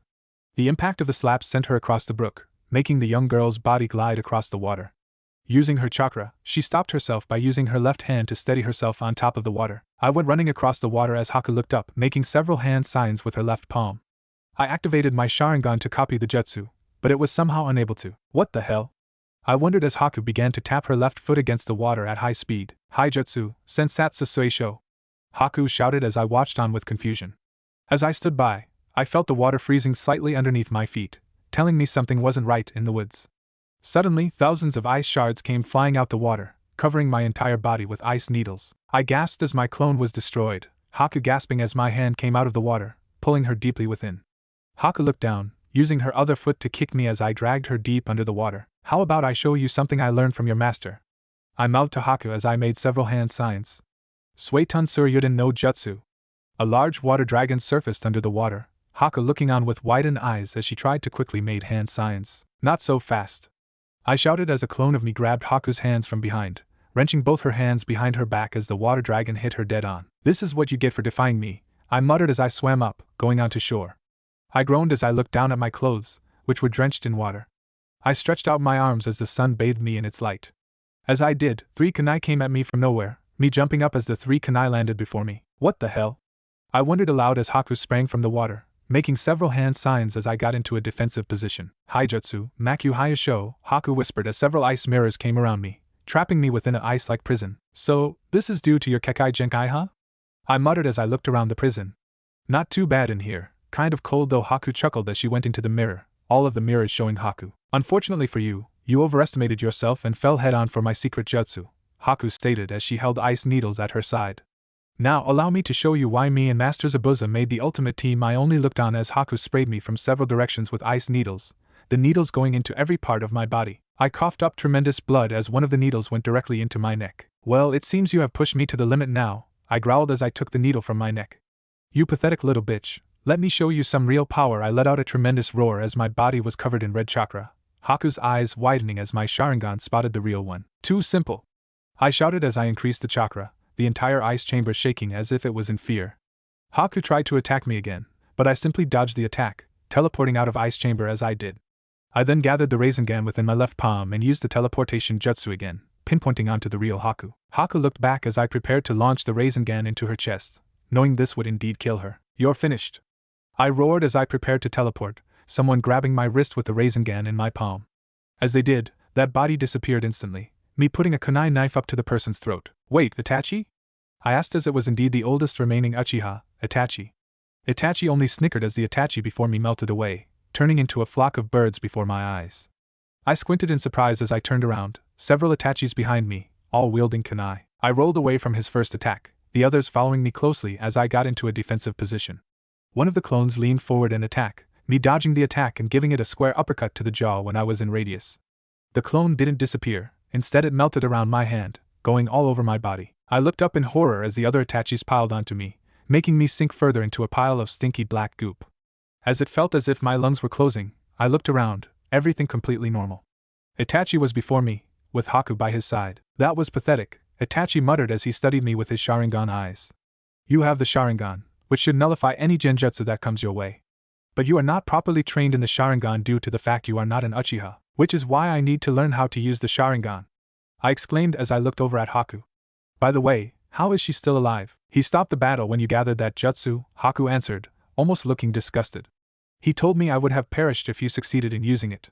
I snickered as I turned away from the stupid girl and looked over at Itachi. "I was ordered to give you this," Itachi stated as he handed me what looked like an Akatsuki cloak. "Wait, I'm part of the Akatsuki now?" I asked as Itachi nodded in response. "Then Itachi Uchiha, take me on as your apprentice for the Sharingan." Itachi only looked at me as he prepared to walk away, me walking behind him and placing my hand on his shoulder. "I'm willing to fight you for that apprenticeship," I stated as I stared down the legendary Uchiha from behind. "Is that so?" Itachi asked as what looked like a smile crept onto his face. "Well then, show me what you can do. This time, don't hold anything back." As Itachi said this, the symbol in his eyes changed. "Is this the second stage of the Sharingan?" I wondered as I looked away quickly. "Alright, let's do this. Uchiha Itachi, take me on as your apprentice," I exclaimed as Itachi snickered, turning away as I looked at the Sharingan Legends back with my Sharingan activated. I growled angrily as Itachi paid my request no mind, going on his way back to the Akatsuki hideout. "I wasn't asking you to take me as your apprentice," I muttered as I placed my hand on Itachi's shoulder. "That was actually a demand." Itachi looked back at me, his Sharingan eyes changing in an instant. They were different than the normal Sharingan, his pupils looking as if they were small shuriken. "You know, they say the Sharingan is a cursed ability," Itachi mumbled as his eyes studied me. After the fall of Uchiha Madara, it seemed people began to lose their faith in the technique. Especially after I slaughtered the entire clan. "Thanks for the history lesson," I replied dryly as I looked back at Itachi with a determined grin. "But what does this have to do with you training me?" "Allow me to show you," Itachi murmured as my entire being faded to black in an instant, my mind breaking away as the Tsukuyomi took effect. I found myself standing within the village once again, staring down all the villagers who shunned me in the past. I was a young child once again, sitting in the fetal position as the villagers screamed at me, tossing rocks at my body. I closed my eyes tightly as I held my head, wishing the images would go away. "Simple-minded fool, you could never master the Sharingan," Itachi murmured in the crowd as he appeared before me, a hood covering his face. "No, I have Master to protect me," I shouted as tears streamed down my face, the entire village calling me names as I sat there. "Master, please help me. Please, don't let them bother me anymore." "Pathetic fox, be gone," Itachi muttered as all of the villagers turned into him, all of the hooded Itachis wielding long katanas. As they all held the swords at my throat, I knew I had no chance in hell to win the battle. "Absolutely pathetic, Naruto." "Master?" I asked timidly as Itachi looked around in confusion. "What happened to you, Naruto?" Master asked as I shrugged, looking up at the sky. "Did you forget what you did to those villagers? Those villagers will never hurt you again." "And why is that, Naruto? Because I'm stronger than I used to be?" I answered, Master chuckling softly. "Because you are a true demon, Naruto," Master corrected as I grinned, red chakra circling around my body as I pulled myself away from the Tsukuyomi's spell. "Now awaken, show this fool you aren't any ordinary shinobi. You are the red demon of Konoha." "Exactly who I am," I exclaimed as my Sharingan eyes changed, the two small insignias in my eyes becoming three. Instead of a small dot where my pupil was, it was replaced with a long slit with the insignias floating around it. "Impossible, he's managed to upgrade his Sharingan," Itachi shouted as I pulled myself out of the genjutsu, looking at Itachi with a wild grin. I went flying at him with incredible speed, slamming my fist into his jaw. The impact sent him flying back, sliding across the small brook. As he slid past the brook onto the ground once again, I teleported before him with my Rasengan in my left palm. I slammed it into his chest, causing a gigantic crater from the chakra sphere. Itachi looked up with blood leaking from his mouth, a small smile forming on his face as he disappeared in a cloud of white smoke. "You've certainly improved since I last saw you battle," Itachi commented as a long kunai poked me in the back. "Maybe you aren't a complete waste of time like I previously believed. Does that mean you will train me?" I asked hopefully as Itachi looked down at me, nodding slightly. "Yes," I roared happily as I jumped up and down with excitement. "I can't wait to learn the Tsukuyomi and the other techniques." "Unfortunately, that will have to wait until you are finished working with Orochimaru," a voice interrupted as Enko stepped from behind a small oak tree, grinning broadly. "Nice win, Naruto. Didn't think you would push it that far." "Yeah, and now what about Snake Pedophile?" I asked as Enko giggled girlishly. "Well, he's ready to explain his plans to you if you're willing to cooperate," Enko answered as I nodded. "Then come on, he's stationed not too far from here. We will meet again, Uzumaki Naruto," Itachi murmured as he disappeared in a cloud of smoke, me and Haku following Enko to Orochimaru's current hideout. "Invade the Hidden Leaf Village?" I asked almost too excitedly as Orochimaru nodded, a twisted smile crossing his face. "Ah, I thought you would enjoy this one," Orochimaru hissed as I nodded eagerly. "I will be posing as the Sand Village Kazakage, as you and Enko will be stationed inside the leaf itself." "Naruto, you will be joining the Sand Village as the newest genin to join a team of my choosing. You will be working with another of my agents, Kabuto, who will appear before you when you least expect it, so remember his name. Also, meet my other ninja that will be invading the village alongside me. Orochimaru snapped his fingers, for other ninja body flickering into the room. You're going to attack the old man, aren't you? I asked knowingly as Orochimaru flashed me his creepy smile. Young Naruto, such full of life, Orochimaru replied as he turned away, avoiding my question. I expect a good fight from you, Naruto, plus the Hidden Leaf's pride and joy, Uchiha Sasuke. Ha, that loser? I muttered as I chuckled at the mentioning of his name. What do you expect that fool to do against me? Naruto, you must contain yourself within the Hidden Leaf, Enko warned as I sighed loudly. No showboating, no foolish behavior, and absolutely no killing without meaning or the permission of Lord Orochimaru. Damn, I don't think I was born with a hearing problem, I muttered angrily as I turned to Orochimaru. Now you still haven't told me why you want to attack the village anyway. What the hell did they do to you? At least I have a reason to. I want to dismantle it board by board, Orochimaru interrupted as I looked back at him with widened eyes. I want that entire piece of garbage to be wiped away, cleaned, and taken to the curb. Wow, someone needs to see a psychiatrist, I whispered to the one called Tayuya, Tayuya looking back at me with anger. Never disrespect Lord Orochimaru before me. Tayuya roared as she sent me flying with some sort of noise. I looked up from the ground as I witnessed her put a flute in her mouth. Say your prayers, you little worm, Tayuya shouted as she prepared to play. So when do we begin this? I asked as Orochimaru grinned evilly. Tonight we blend ourselves in, Orochimaru explained. Prepare yourselves for the battle of a lifetime. As I contemplated Orochimaru's twisted plot, a small knock occurred at my door. Who's there? I answered as the door opened, revealing the knocker to be none other than Tayuya of the Sound 4. Well, how expected, I greeted as Tayuya sneered in response. How can I help you this evening? Tell me the real reason why you're joining Lord Orochimaru, Tayuya demanded roughly as I chuckled in response. Well, Tayuya, may I call you Tayuya? Anyway, I think I'm joining the team for the same reason as you, to ensure that Lord Orochimaru's plan goes without a hitch. Am I right? Well, look who has all the answers, Tayuya responded as a maniacal glint appeared in her eye. But I doubt that, I know you're kind. You think you can pull the wool over Lord Orochimaru's eyes easily, but I tell you now that it's impossible. I'll prove that you're just a sham, nothing more or less. Oh, you've got me pretty scared there, detective, I said in a sarcastic tone as a vein pulsed in Tayuya's forehead. Look, lady, I'm not really interested in your scare tactics, so save it for another kid, okay? I've taken shits bigger than you, so don't come in my room with your shit, okay? Bad choice, kid. I've been waiting to stick my foot up your ass ever since you stepped in here. Tayuya roared as she tried to slam her fist into my chest, but my body flickered from the blow. A blanket of smoke covered Tayuya's eyesight, allowing me to attack her from behind with minimal difficulty. I kicked her directly in the side of her neck, causing her to fly sideways into the wall next to my bed. As her head slammed against the wall, blood leaked from the corner of her mouth, Tayuya looking back at me as she leaned against the wall. She turned around, taking off at me at full speed, which was laughable in my own personal opinion. I chuckled as she swung at my chest, me just swaying away from the blow ever so gracefully. Tayuya growled angrily as she continued to swing at me with both fists now, me just dodging every attack with mild difficulty. Tayuya then sent her left leg my way, aiming at my chest again as her right hand aimed for my chin. I caught her leg with my left hand, swinging her in the opposite direction, then slammed my right hand into her back, using pure chakra to push her forward forcefully.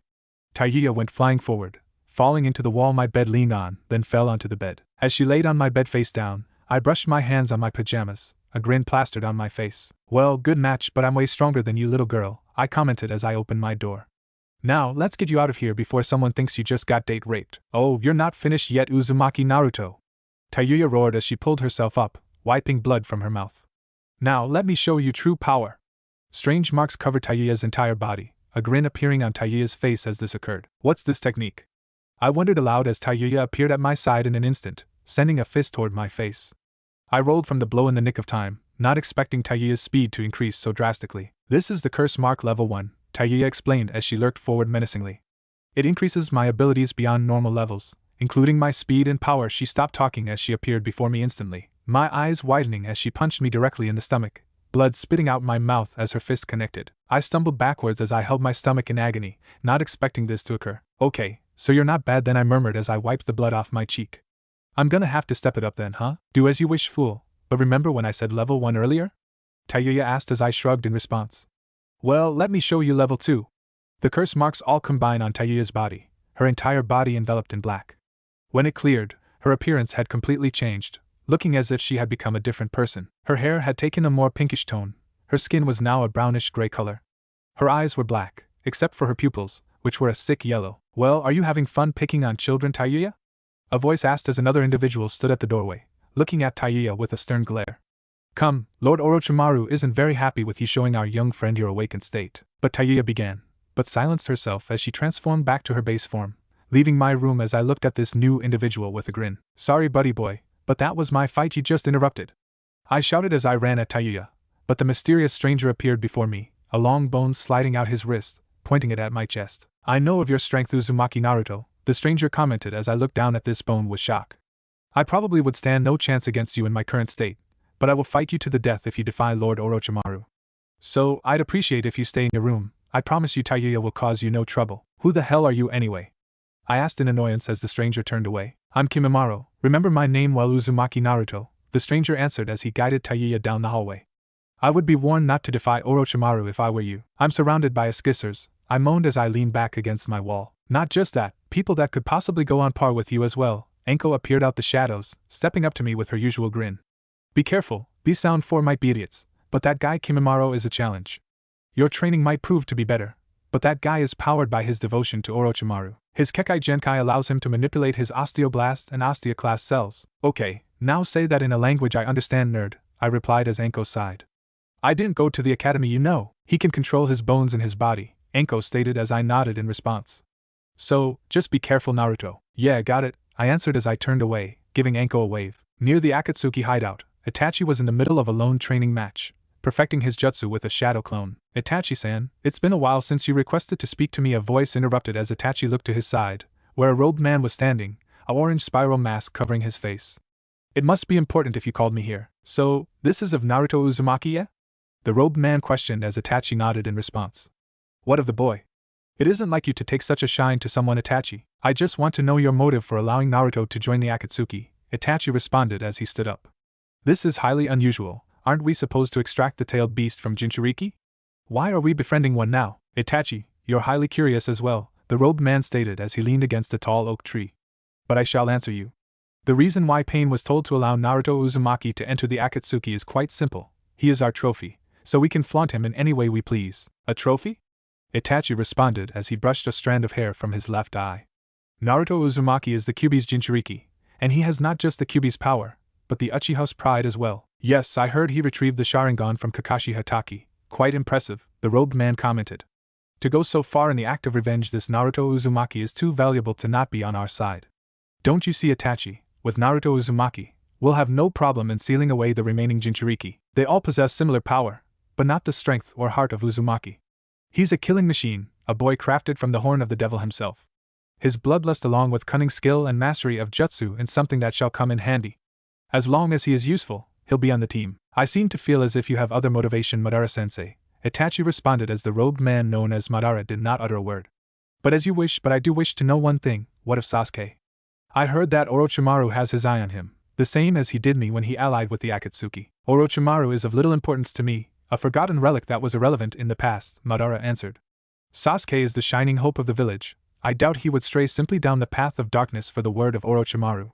He's just a bug who refused to stay squashed. Now he wants to obtain the Uchiha's power, so why allow Naruto to join him on his quest? Itachi questioned.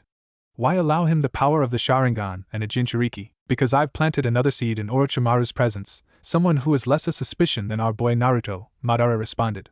He is a skilled warrior nonetheless, a boy I met on my travel.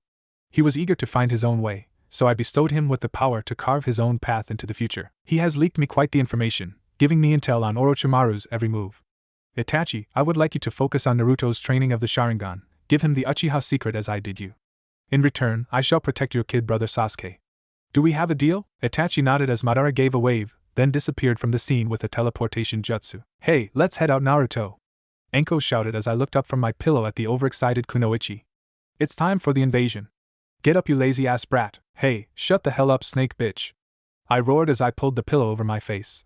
Tell Orochimaru he can wait. I'm not getting up until I'm rested. Naruto, you need to register for the Chunin exam, so get up. Anko shouted as she pulled me out of bed. I looked up at her and growled angrily, which only made her laugh in response. Come on, are we leaving yet? Haku asked as she stood by my door. I don't want to waste any more time, let alone watch you two have foreplay. Ha, and what would you know of foreplay, little girl? Anko asked in a superior tone, Haku simply smiling in response. Well, when me and Naruto had sex, I didn't even need to use it, so nothing, Haku answered in an equally superior tone.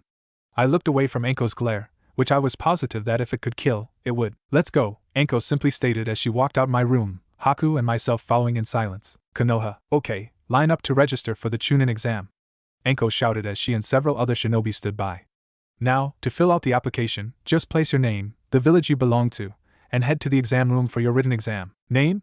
Anko asked as I entered. Jaden Urameshi, I answered as Anko wrote my name on a slip of paper. Village? Sand, registration complete, go for your written exam. Good luck. Thank you, ma'am. I walked away, looking back at Anko for a split second, who flashed me a smile.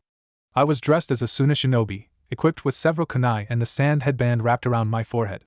I wore a pair of costume glasses, along with a long black cloak that covered my entire body. I entered the written exam area and took my seat, next to Sasuke Uchiha. Sasuke Uchiha, we meet again, I murmured with bloodlust and malice in my voice, Sasuke snickering in response. Who are you? Sasuke asked, me remembering that I'm supposed to be Jaden Urameshi. I'm Jaden, of Clan Urameshi, I answered flatly. Sorry, I thought you were someone else that I knew. Then why did you address me by name? Sasuke interrupted bluntly, me shrugging in response. What happened to your neck? I asked, as I pointed to the bandage area of Sasuke's neck. I was cut by someone who won't be breathing very much longer, Sasuke answered darkly. Some rogue shinobi kid caught me off guard, something that I'll never make the mistake of doing again. Shouldn't you be doing your test? A tall kid interrupted as he sat down in the seat opposite of mine. This will determine if you make it to the second part of the exam, so you might not want to waste time. And who are you? I asked as Sasuke returned to his test. I'm Kabuto Yakushi, a shinobi from the village hidden in the leaves, Kabuto responded as he pointed to the headband wrapped around his forehead. And you are? Jaden Urameshi, shinobi of the sand, I answered as I pointed to my headband as well. It felt pretty weird wearing one, being my first time and all. I guess in that right, it's kinda like sex, but less enjoyable. This Kabuto kid looked quite familiar. I had no idea why, but it seemed as if he was an ally. Maybe it was the glasses. Guys with glasses do look more trusting sometime. Lord Orochimaru is awaiting us, so I'd finished the test rather quickly, Kabuto whispered as my eyes widened in response. This was the guy who was supposed to be my intel during the invasion. Right, I'll make sure to finish, I responded as I looked down at the test. Question 1. What is a good use of a kunai? Multiple choice. Damn, I hate tests. As I stood alongside the trio known as the Sand Siblings, I began to sense an ominous presence in the midst of the team. I wasn't too keen on why, but the best bet was the younger sibling simply known as Gaara. Let's face it, guys who don't even got a last name. Guy is either a lone wolf, or a complete nut. At least I could say my last name was Uzumaki. Or Urameshi at this point, but on to the story. This guy was the shortest out of us, but looked as if he could kick some serious ass. He carried on his back a large jug, filled with who knows. But when I had met the trio a little while after I aced the phony test, I smelled the familiar stench of blood all over this guy. As I stood by with the trio, I awaited for the first half of the Chunin exam to begin. Welcome to all those who passed our little test we administered, Anko announced as she flashed the crowd of genin her signature smile. Now you will move on to our first half of the Chunin exam. You must obtain these 2 scrolls from your opponent. Anko held up 2 scrolls, one marked heaven while the other scroll read earth for some reason. There is a limited amount of the scrolls that are in play at this time. Each team shall be given 1 scroll, Anko continued. Each team must bring one of each of these scrolls back to the meeting place, where we shall have the conclusion of the Chunin exam. If you do not do this in the limited amount of time given, you are disqualified. No murder is allowed, as well as looking at what is inside of the scroll. Those who do will be punished if the seal on the scroll is broken, no matter the reason. Now collect your scroll and be on your way. As I came up to Anko to receive my scroll, she gave me a certain look as she held out the scroll. I knew the look all too well, the don't fuck this up Naruto look. I snatched the scroll from her grasp as I turned around to regroup with my team. As I did, I was greeted by Master, who just woke his lazy ass up from his usual nap. Naruto, you are an idiot, Master stated as I sighed in response. Do you not sense it? The odor on that boy, the one with the red hair. He is a Jinchuriki, just as you are. Of course this doesn't cause for much worry, you having the mighty Kyuubi no Yoko sealed inside you. Enough you old ass fox, tell me what tailed beast is inside of him? I demanded as Master growled in response to how I addressed him. Okay, sorry about that. Now tell me, what if his tailed beast can sense you inside me? Quite possible, if it is a tailed beast that has a substantial amount of chakra, Master responded. We must watch how we move around this one, we might blow our pathetic cover. If our revenge is to proceed, we must move swift and out of sight. So we move like a shinobi? I asked as Master nodded. That's pretty obvious, but whatever. Now go away, I'm tired of this conversation. Be wary Naruto, Master warned as I waved off the advice. I looked up from my mindscape, taking a deep breath as I resumed the real world. The siege had begun. As I met up with the Sand siblings, the first thing I noticed was that the one known as Gaara was giving me a glance I didn't like too much. A look that I was the one giving the look in most situations. "You got a problem, kid?" I asked as Gaara kept looking at me with that look, the look that had killer intent. "Because I swear, you keep looking at me and my fists are going to give your face a stern talking to. You, I don't like you," Gaara stated as I tried to hold back from choking out the little bastard. "I want to see you dead." "Gaara, stop this now!" Temari shouted as her and Kankuro latched onto both of the psychopath's arms. "Listen to your big brother and sister. You don't need to hurt him, he's on our team." "I don't like his face," Gaara responded as the stench of blood filled the air.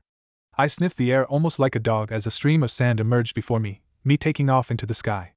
As the stream of sand followed me, I replaced myself with a clone duplicate, allowing the duplicate to be swallowed in the sand as I retreated to the trees. I watched from the tree as I contemplated what my next move should be. If I didn't put this little bastard in his place now, I'd kill him later. And I was under an order not to, but what could I do? I was in a situation, so I decided to handle it the Naruto Uzumaki way. Fight first, ask questions after I'm done kicking some ass. I emerged from the tree, alongside several shadow clones I summoned. Gaara glanced over, more sand seeping from his jug, sliding across the pavement before taking off at me. I dodged it by jumping up, the other shadow clones going on the defensive to keep the sand at bay. I sneered as I contemplated what jutsu to display here. Suetun Suryuden no Jutsu, Water Style, Water Dragon Jutsu. I roared as a large dragon made of water took up half of the field, going after Gaara with the intent to kill. Gaara sneered as he broke away from Hus' brother and sister, dodging the water dragon as he held his hand in the direction of me. I glanced down as I was surprised by a stream of sand coming up from the ground, encasing me in a ball of sand. "Sabaku Q, sand coffin!" Gaara shouted as the sand ball exploded, taking me along with it. Or so Gaara thought as the sand was transformed into mud, the me inside the sand transforming into water. "Mizubushin no Jutsu, Water Clone Jutsu, loser," I announced as I emerged from the ground, using Kakashi's old jutsu.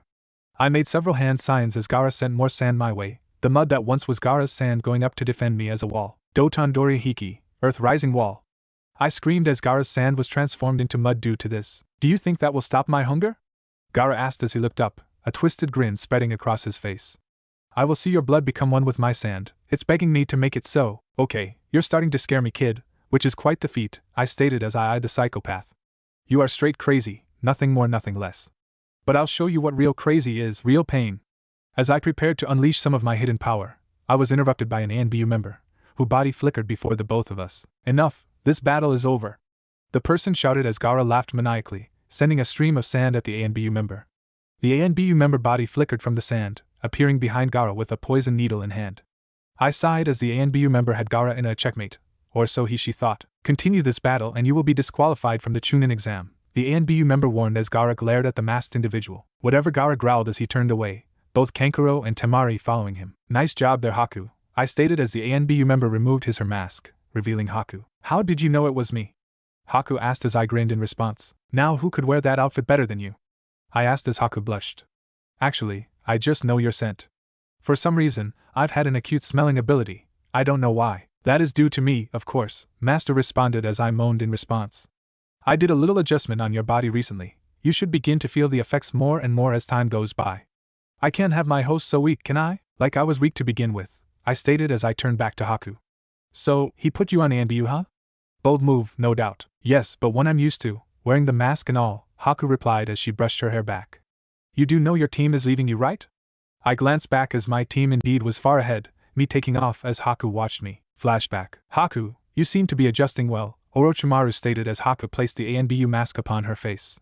"With Naruto taking the life of your master, I expected you to be more sad than you are." "My master died a shinobi's death," Haku answered as she fitted herself into the ANBU outfit. "Could you leave? I want to get changed." "I can give you the power you seek to avenge him," Orochimaru interrupted as Haku let go of her hair, which she was placing in a bun. "I can give you the strength you desire, the strength to even kill Naruto. Just do me one thing, be my eyes and ears for a while. I need the Akatsuki to think that Naruto has placed the wool upon my eyes while I gather my army to defeat them. It will not be easy, with them having Itachi Uchiha and pain, but I can make do. Will you join me?" Flashback end. Haku bit her lower lip as she turned back, still unsure of her decision. But as she would soon know, there would be consequences sure to come. As Itachi and Kisame stood outside the Akatsuki hideout, an unexpected guest arrived at the hideout. "Well, look who it is," Kisame announced as he gave the incoming person a grin. "Kimimaro, I've heard of you. Now what would one of Orochimaru's pawns want with us?" "Madara-sama sent me here to speak with the one known as Pain," Kimimaro stated as Itachi's eyes widened in surprise. This is Madara-sensei's secret seed? Itachi wondered as Kimimaro turned to him. Madara-sama told me to only speak to you, Itachi, and you, Kisame, Kimimaro continued as Kisame grinned. I have information on Orochimaru's action. Something so big that you might want to hear this now. Itachi and Kisame guided him in as Kimimaro stood before the entire Akatsuki. What is it that you want, Pawn?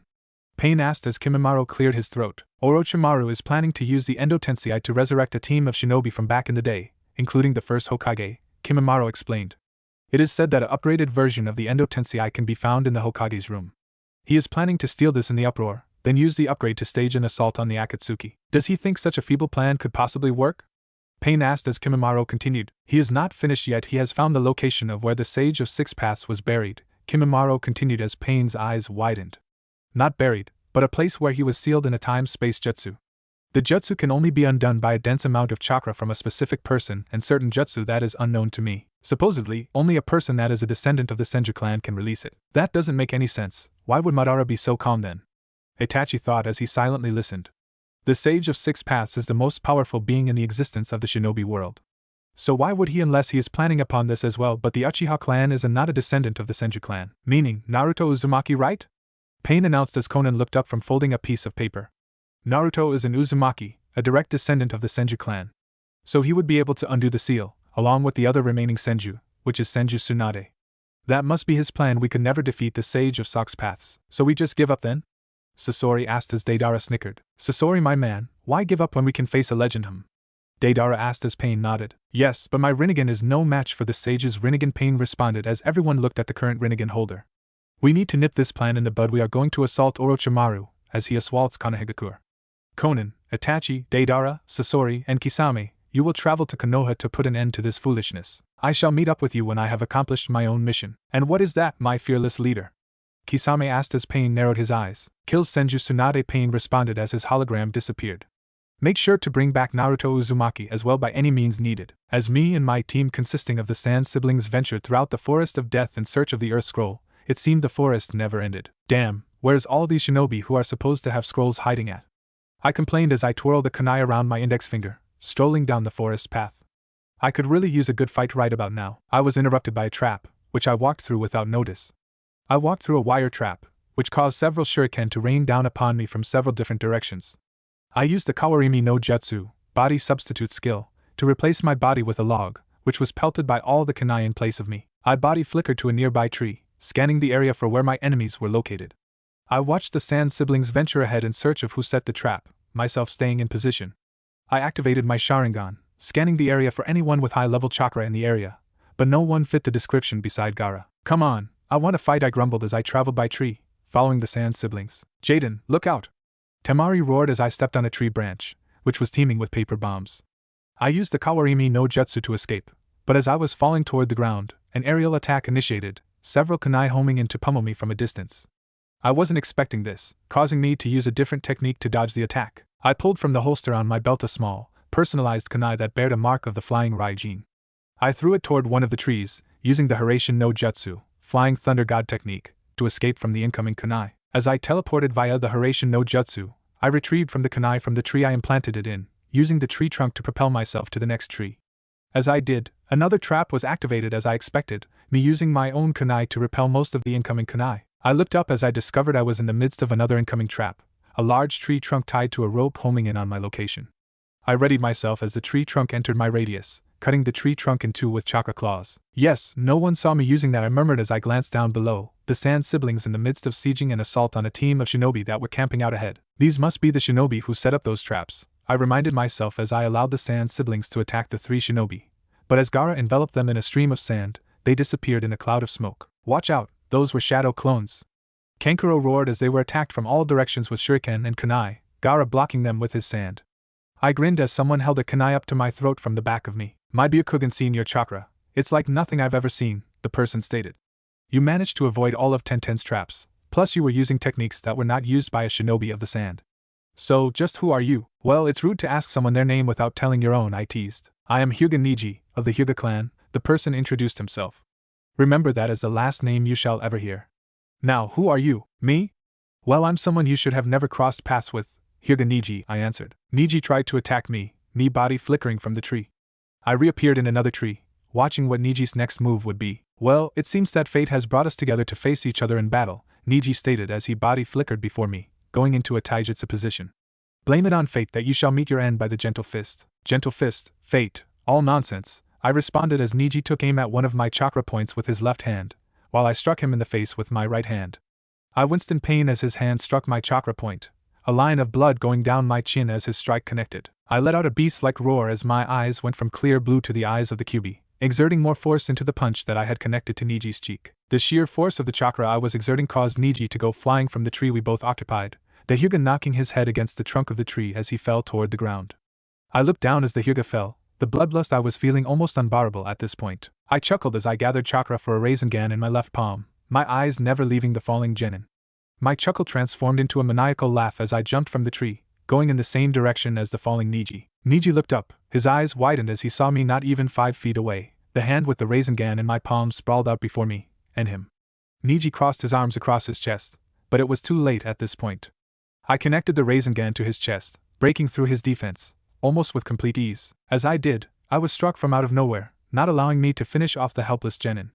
I looked to my side as I was hit by one of Niji's teammates, the one with the strange haircut. Now, feel the fury of the Leaf's most handsome shinobi, Rock Lee.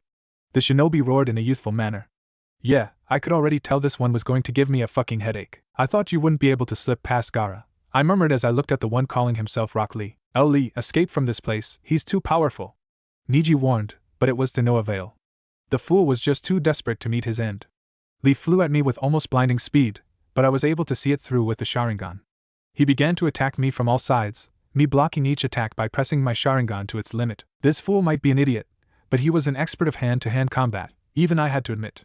I analyzed his movement via Sharingan, trying to find a weak point or a moment where a single area of his body was left open.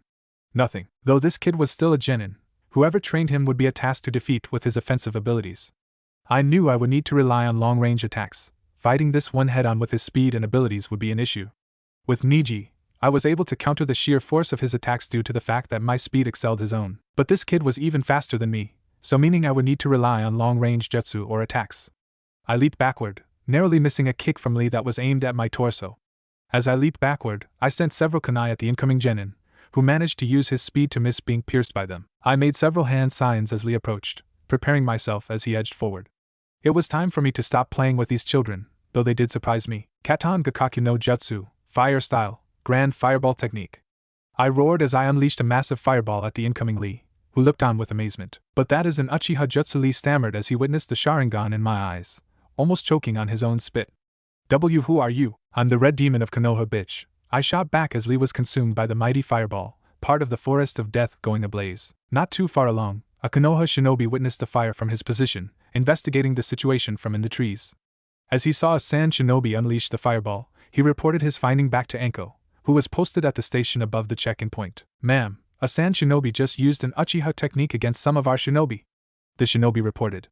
Enko looked up from her paperwork, already quite aware of who was causing the mayhem. This is the Chunin exam. We don't have time for such frivolous matters, Enko responded as she looked back down at her paperwork. Return to your post. I also seen that the boy had the Sharingan, ma'am, the shinobi continued, Enko dropping the pen that was in her hand. I think this should be reported back to the Hokage. This could be a declaration of war. Enko looked down at her paperwork, wondering what her next move should be. She brushed her hair back, a twisted smile replacing her usual beautiful smile. As the officer stood before Enko, a snake slithered across the floor, biting the shinobi on his ankle. What the hell? The shinobi exclaimed as he felt the bite, the pain registering through his entire body. That snake just poisoned you, my naive friend, Enko hissed as she stood up, the paperwork flying onto the floor. The other 3 shinobi in the room looked at her, eyes widened. But why would you do such a thing? The shinobi asked as he fell to the ground, a white foam coming from his mouth. Enko grinned broadly, as the shinobi fainted from the sheer pain of the poison. Arrest her, now! One of the other shinobi roared, a shinobi grabbing Enko by her shoulders. Enko elbowed the shinobi in his stomach, then flipped him across her back. As the shinobi hit the floor before Enko, she grinned as several snakes surrounded his body, slowly nibbling on his flesh. The other shinobi rushed at the snake princess, but she was already prepared for them. She unleashed a trap she had built in case this was to occur. A floor trap that was filled to the brim with venomous snakes, the 2 shinobi falling into the pit without warning. Pitiful, for those I used to call my allies, Enko stated as she left the tower. Let's go find the hyperactive knucklehead. So far, my day had been fantastic.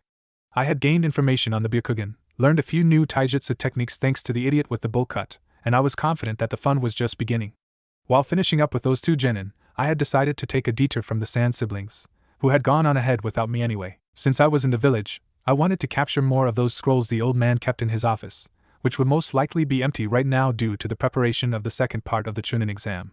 So now would be the perfect opportunity to learn some new jutsu. I traveled toward the village, being intercepted surprisingly by Anko. "Hey snake bitch, what's up?" I greeted, which earned me a slap to the face. "Thanks for blowing your cover, Naruto. Now my cover's blown because I need to keep an eye on your careless ass," Anko remarked as I snickered, disregarding her comment.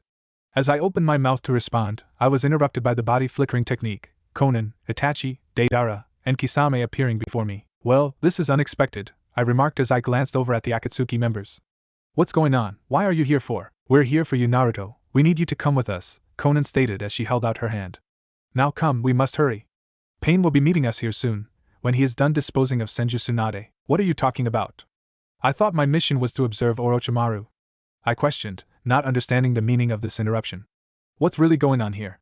And who is this Senju Tsunade?" "Yes, why don't you tell him what's really going on here, Konan?" A voice hissed as Orochimaru slithered from the bark of a tree, giving the Akatsuki members a sinister smile. "I see you've come for my boy Naruto. Now why would you give me such a gift, then try to take him away?" "Naruto is not your property. He is a member of the Akatsuki," Konan answered, pulling me toward her chest. "Tell me, how did you have intel that Naruto was sent to spy on you? You Akatsuki are still the same. Nothing has changed since I abandoned your pathetic organization," Orochimaru stated.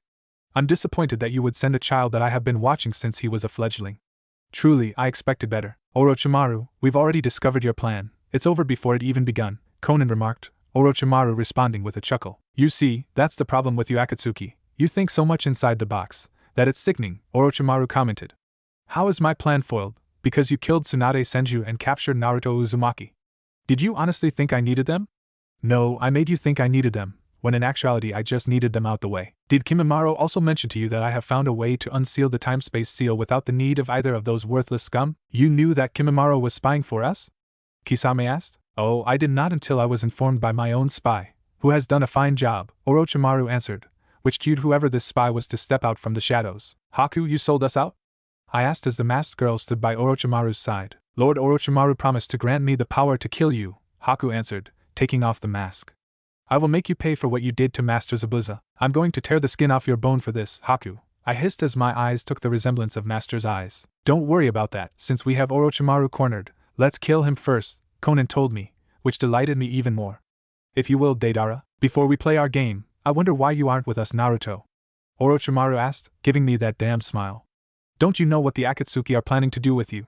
They are using you as a pawn, for their amusement at this point in time. They want the tailed beast that resides in your hide, the great Kyubi no Yoko. It's all part of their plan, or did they not inform you?" "That is not the truth," Konan assured me.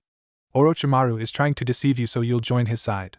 He says he doesn't need you, but he does indeed.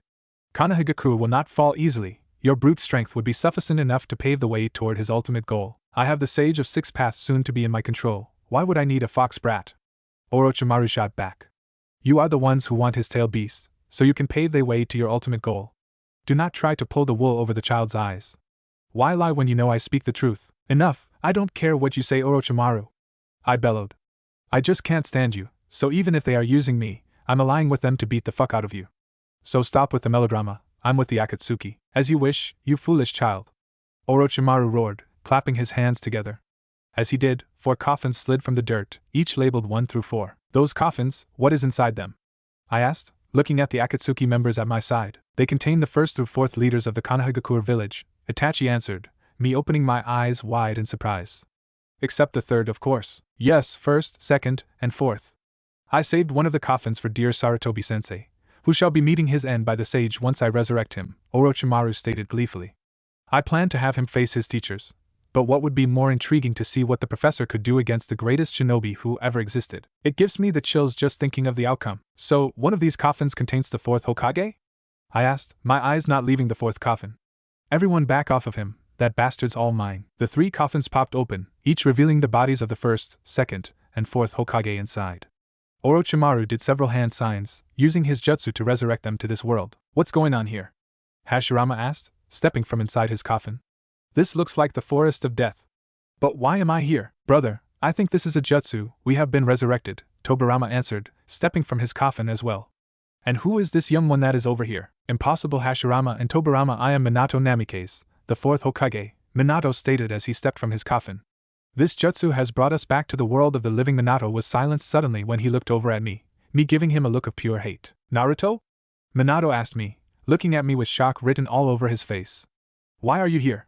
What is going on? I can answer that, you all have been resurrected to fight for me, Orochimaru answered, placing a kunai with a spell tag wrapped around it inside both Hashirama and Tobirama's head. Or even now after all this time, Hashirama stated as he was returned to his prime form along with Tobirama, both of their personalities suppressed. Naruto, get away from here, Minato warned me, as Orochimaru approached him. Escape while you can, while I can still speak. Please go before I hurt you, you're the one who's going to be revisiting the grave, old man, I growled as I advanced toward him. No, why are you like this, Naruto? Minato asked, looking at me with exasperation. These people with you, they are not Konohagakure citizens. No, not my only S. Minato was silenced as the kunai with the spell tag was placed inside his head by Orochimaru, suppressing his personality. Enough, your time to talk is over, Orochimaru stated as he stood by his 3 men. Kill them, and do not hold anything back. Deidara, assist me in taking out the first Hokage, Konan instructed as Hashirama chose her as his target. So, you'd like me to share my artistic style with a legend, Deidara asked as he molded a bird out of his explosive clay. Hashirama did not waste any time, running at Konan full speed as Deidara watched the legend approach her without hesitation. As Hashirama approached Konan, he was bombarded by clay birds, which flew around him mockingly at first. But then they swooped in, homing in on the running Hokage. The Hokage dodged them as they entered his radius, not placing a hand on even one. As they surrounded Hashirama, Deidara caused them to explode, seemingly taking the Hokage with them. But as the smoke cleared, Hashirama was unaffected, a wood clone in place of the actual being. Hashirama stood on a tree branch, preparing to use ninjutsu, but was intercepted by a gust of paper, Konan appearing behind him with a kunai in her palm.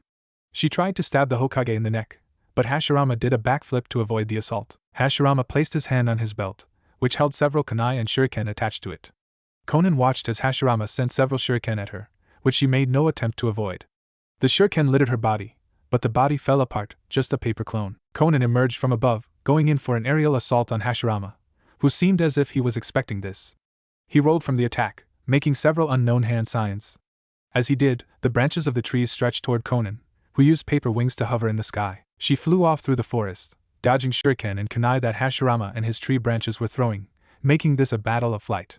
Konan glanced back as Hashirama was hot on her tail, continuing to try to land an attack with the extending tree branches. As Konan stepped on a branch to propel herself farther in the air, she was caught in a trap set by Hashirama, the tree branch twisting around her ankle. Konan struggled to get her foot free, trying to use a kunai to cut off the branch. It was to no avail, Hashirama advancing quickly. Knowing now was the time to act, Konan began to make hand signs, but was halted by 2 branches, which wrapped around her arms. As they did, Konan was pulled into submission, Hashirama almost directly in front of the kunoichi now. As he stepped on the branch that Konan occupied as well, he was bombarded with a large clay bird, the bird dragging him to the ground before it exploded. Deidara came down on another large clay bird, hovering before Konan. You could use some help, Deidara asked as he placed 4 small bugs on the branch. Each bug crawled on a branch that was immobilizing Konan, exploding on contact. Konan rubbed her wrists as she looked down at where Hashirama was supposed to be located. He's gone! Konan roared as Deidara's smile was wiped off his face by the statement. Deidara looked down as well, a bead of sweat going down his brow. Hashirama appeared from underneath the ground, in a protective wood barrier. He emerged from the wood barrier unharmed. I might even need to use what I was saving for that damned Itachi, Deidara stated as he pulled a special clay out of the secret pocket in his Akatsuki cloak. You should stand back, Konan, This art will be an explosion. As Itachi and Kisame stood before Tobirama, Tobirama advanced silently, making several hand signs as he went forward. Kisame did the same in response, both of the shinobi using the Suiton Suryuden no Jutsu. The 2 water dragons clashed in air, Kisame nodding at Itachi, who prepared his own jutsu. Katon Gakakyu no Jutsu! Itachi roared as he sent a large fireball to the side of Tobirama, who looked over at the incoming fireball nonchalantly. He made no move to avoid it. Instead, the Tobirama who was in battle with Kisame transformed into a puddle of water, the real Tobirama appearing out of nowhere it seemed. He countered the fireball with his own jutsu, Kisame widening his eyes as he watched this display of water-style jutsu. He is powerful. His water-style jutsu is beyond normal levels, Kisame stated as Itachi's Sharingan transformed into the Manjikyu. He is. But now it's time for me to get serious, Itachi remarked as he advanced forward, Kisame following him with shark skin. Itachi moved to the side, allowing Kisame to advance, who swung shark skin at Tobirama with one quick swing, Tobirama countering the attack with a kunai. Kisame swung at him again, but it was to no avail, the Hokage jumping back, using several shuriken to cover himself. Kisame held his sword before the shuriken bouncing off the powerful sword. Kisame swung the sword with all his might before Tobirama, the sheer force of the attack causing Tobirama to go on guard. As Tobirama crossed his arms across his chest, Itachi attacked him from behind, Tobirama transforming into a puddle of water as his attack made contact. "Hey, I thought you said you weren't playing anymore, Itachi?" Kisame asked as Itachi's body was covered with a red aura. "You're right, I did," Itachi stated, watching Tobirama advance. As I stood before Minato, I felt a feeling of anger I never felt before. It was not just sheer anger, it was pure rage. I felt as if I wanted to strip the skin off of this man's bones. It might have been my own emotions mixed with Master's emotions, who was pissed off to no end himself, influencing me. But this was the man responsible for the sealing of Master inside me, and not to mention now the deaths of several shinobi who died by my hands. He was the cause, he was my fuel. I ran up to the legendary shinobi, swinging angrily, Minato responding by dodging easily. I continued to swing, Minato dodging every punch I threw. I stopped swinging, preparing to use the hand signs for the Kagebushin no Jutsu. But I was stopped by Minato, who placed the Flying Thunder God seal across my side. I looked down in shock as I tried to swing at Minato, whose face was not even a half an inch from my chest. After placing the seal, I tried to throw a direct punch, aiming for his face, but Minato disappeared in a yellow light, appearing to the other side of me, with a Rasengan in his palm.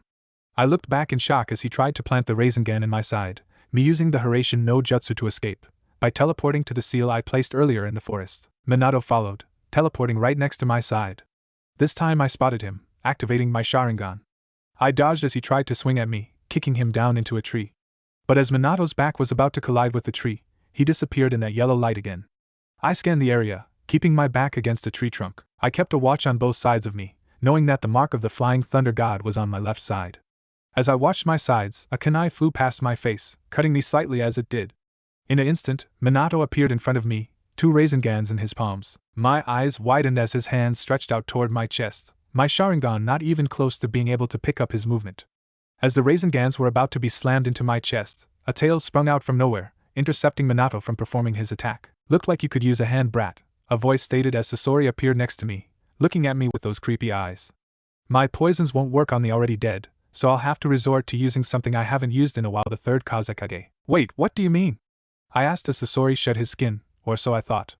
The real Sasori appeared from inside of what I thought was his real body, taking out a scroll from his Akatsuki cloak. "Are you going to help me, brat, or just get in my way?"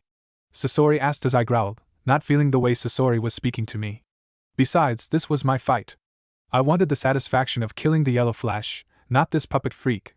I sighed as I analyzed the situation, knowing Sasori wouldn't leave willingly. "Fine, let's finish this guy off," I stated as I glanced at Sasori, completely content on allowing him to try to defeat Minato.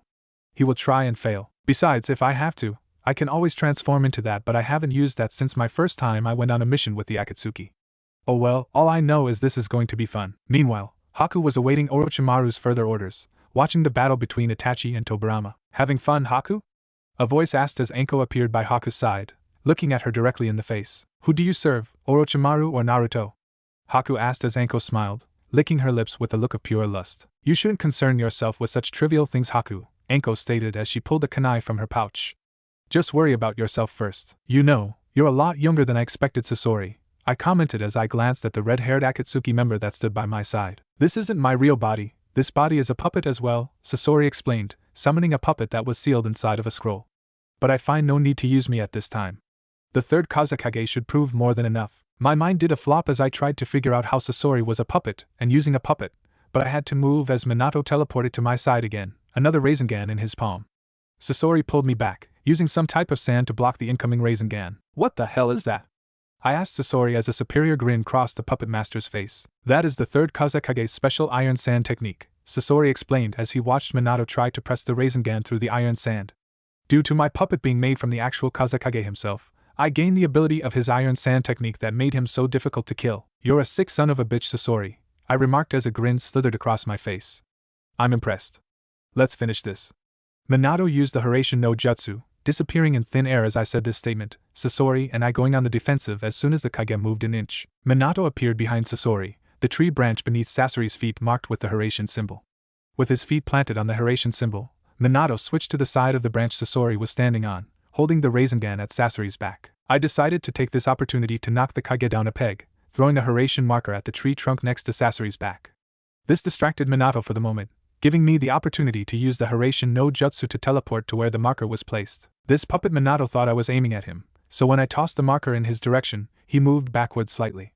When he did, a clone of me appeared behind him, wrenching both of his arms behind his back, the real me gathering a Odama Rasengan while I also prepared to use the Hiraishin no Jutsu. But Sasori intervened, sending the third Kazekage puppet at the immobilized Minato, who was beginning to struggle with my clone. I watched as Minato elbowed my clone in the chest, a broad cloud of smoke surrounding him. I used the Hiraishin no Jutsu, which I had placed another marker on the clone I sent to restrain Minato, so I appeared behind him instead of in front of him. I sent another clone in front of him, the clone in front of him using a mock Rasengan. Minato dodged the clone's clumsy Rasengan, kicking the clone in the side after he did. As it disappeared, I planted the Odama Rasengan in the side of his chest. I let out a roar as the Rasengan increased in size, now taking on the color of Master's chakra. The enhanced Rasengan swallowed Minato in a blinding crimson light, Sasori and I shielding our eyes, or whatever the creepy puppet idiot does, as the Kage was defeated. 1 down, 2 and a snake to go, I muttered as I wiped the sweat from my brow. By the way, thanks for nothing, Sasori. You were useless, as usual of course. How dare you speak to me in such a manner, you little brat? Sasori hissed as he and I stared each other down menacingly. I should cut you down right here, you little. Sasori was interrupted as his real, or puppet, body was hit from every side by Rasengans, Minato and about 3 clones of Minato each with 2 Rasengans in their palms spearing the puppet master. I looked on with a bewildered expression on my face, Sasori spitting out what almost looked like blood out his mouth. Minato's clones disappeared as I stood on the opposite tree branch. Minato and the injured Sasori were on me, looking at Minato, whose expression almost challenged my own. I didn't like the bastard. I would have probably killed him myself one day, but he was a good ally, I muttered quietly as a red aura surfaced around my body. I can't just let you go around doing what you want, that means Orochimaru wins. And as long as I have breath in my body, I refuse to let that happen. I don't care if you're a Hokage, I don't care that you're the 4th Hokage. Every bone in my body says I need to kill you, and I will do it. With pleasure, I let out a primal roar as the crimson chakra surrounding my body increased, almost giving me a type of inky-like chakra. My skin began to tear off my bones, replacing it was a red chakra coating that covered my entire body. My eyes went black on the outside, the iris turning completely red. I did not grow any tails as I did in my old transformations, this one was the complete version. This was the form I took when I have complete control over Master's power, enhancing my strength, speed, and chakra to Master's level of strength. Now you'll know the real reason they call me the Red Demon of Konoha, dear Hokage, I growled in a more hoarse voice than my normal one. Minato did not even bat an eye, using the Hiraishin no Jutsu to try to target the marker he placed on my body. But from the blank expression on his face when he tried, I knew though he couldn't express it, he was surprised. You must have not been paying attention, my skin was shredded when I took this form, fool, I remarked as I used the chakra emulating around me to form an arm.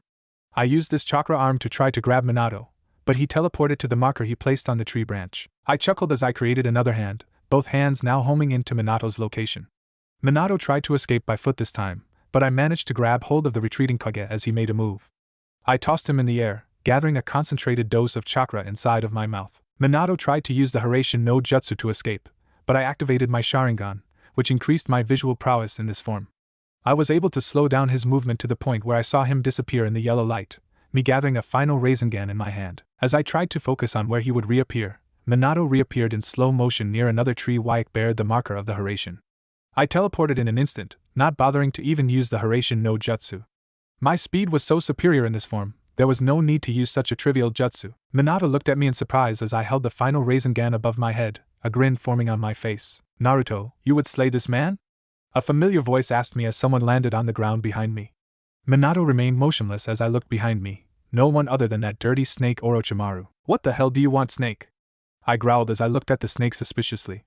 Wait your turn to die, it's your pawn's turn right now. Naruto, do you know who this man is?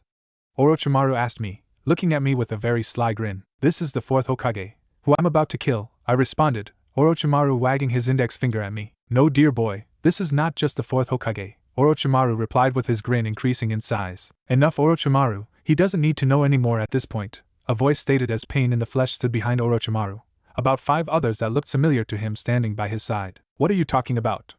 I asked as I flashed Pain a confused glance. What shouldn't I know? Tell me, before I force it out of one of you. He doesn't want you to know that the 4th Hokage is your father Naruto Namikaze. Orochimaru shouted with a wild laugh, Pain looking away as I looked at the motionless figure that stood near me. My what? I asked as I looked at Orochimaru, who was practically in tears from all of his laughter. Oh yes, this is your father, Minato Namikaze, Orochimaru answered. They kept him from you because they were afraid that you would try to side with the village if you knew. They were afraid because you were going to ruin the plan they have for you, Naruto. They want nothing about you but except as Orochimaru was going to unveil the plan the Akatsuki were hiding from me, he was struck down by an unknown force, Pain even looking around to see who would have done such a thing. I see you were too weak to silence this arrogant fool Nagato, a voice stated as a masked man appeared beside me. Along with him was Kimimaro, who was investigating Orochimaru's body. It's a fake, this isn't the real Orochimaru, Kimimaro confirmed. This is a human puppet that was made to look like Orochimaru. The real one could be anywhere and anyone, he's a master of disguise. Search the village, bring Kakuzu and Haiden with you, the masked man instructed as he looked at me next. Naruto Uzumaki, it's a pleasure to finally meet with the boy who has been working with my organization for so long. Who the hell are you? I asked. I thought Pain was the leader of the Akatsuki. The masked man chuckled as he patted me on the back. Naruto, you shouldn't be so naive for someone as powerful as you are, the masked man remarked. Not everything in this world is shinobi as it appears.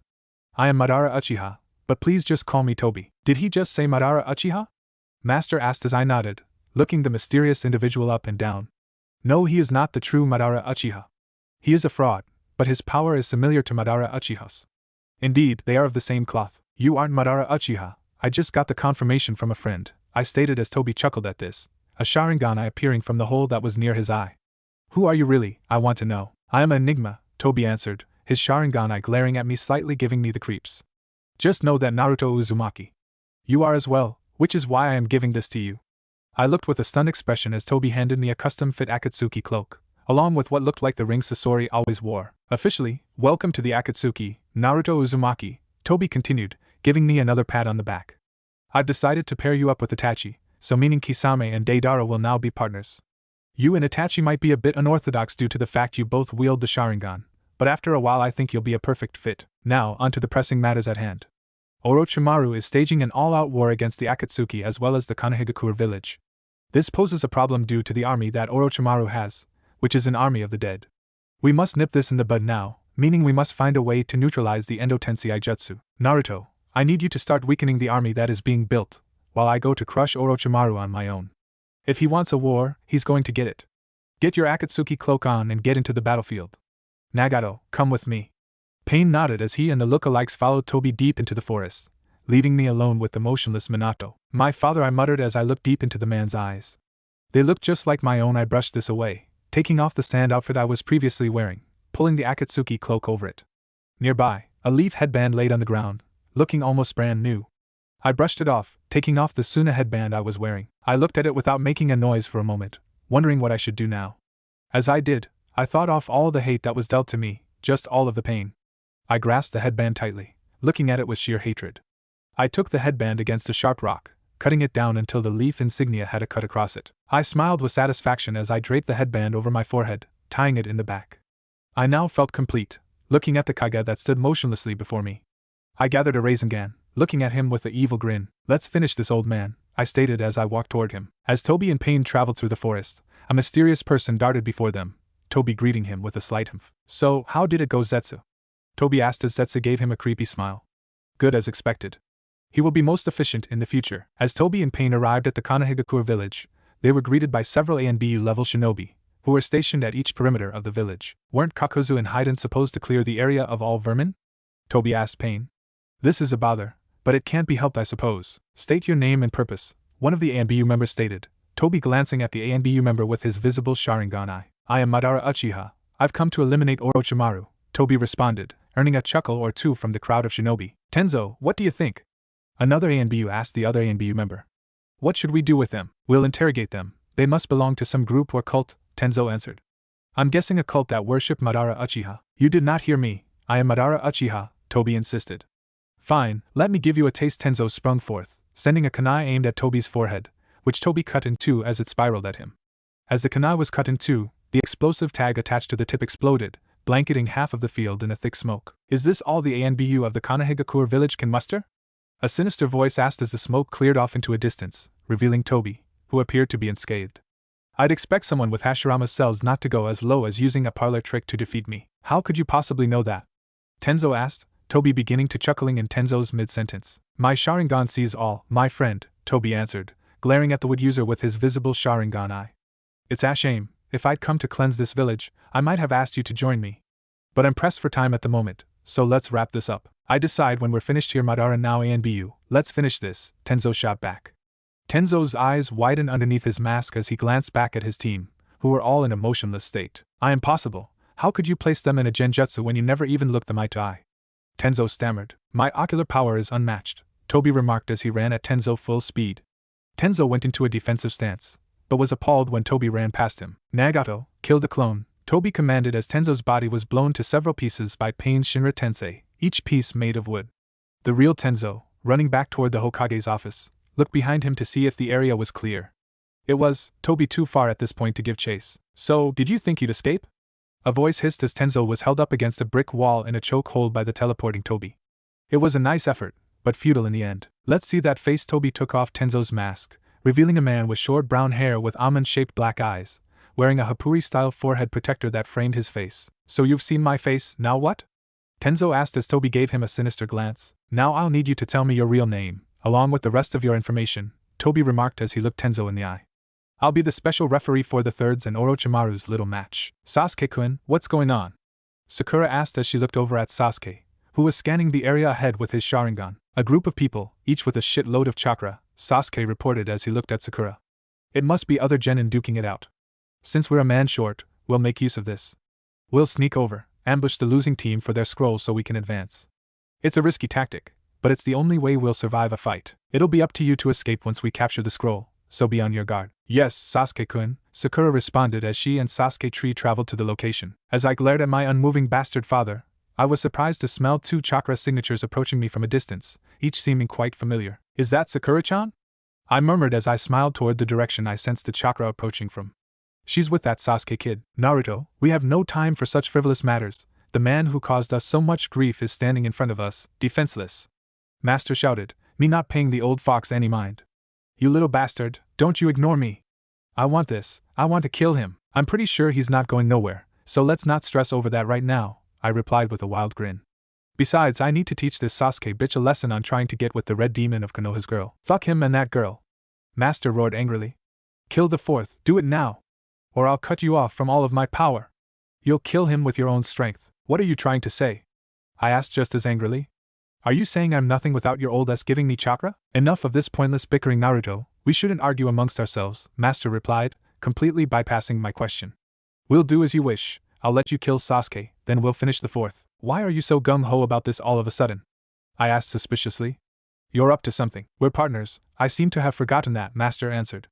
I'll give you as much chakra as you need, don't you worry. Now, let's get him, partner. I looked back in my mindscape, the fox giving me an innocent smile. I knew him. He wasn't fooling anyone. Not once in our partnership had he ever called me his partner. Something was up, but I decided it was best to let it go for the time being. I looked ahead, spotting Sasuke and Sakura Tree traveling to where I was located.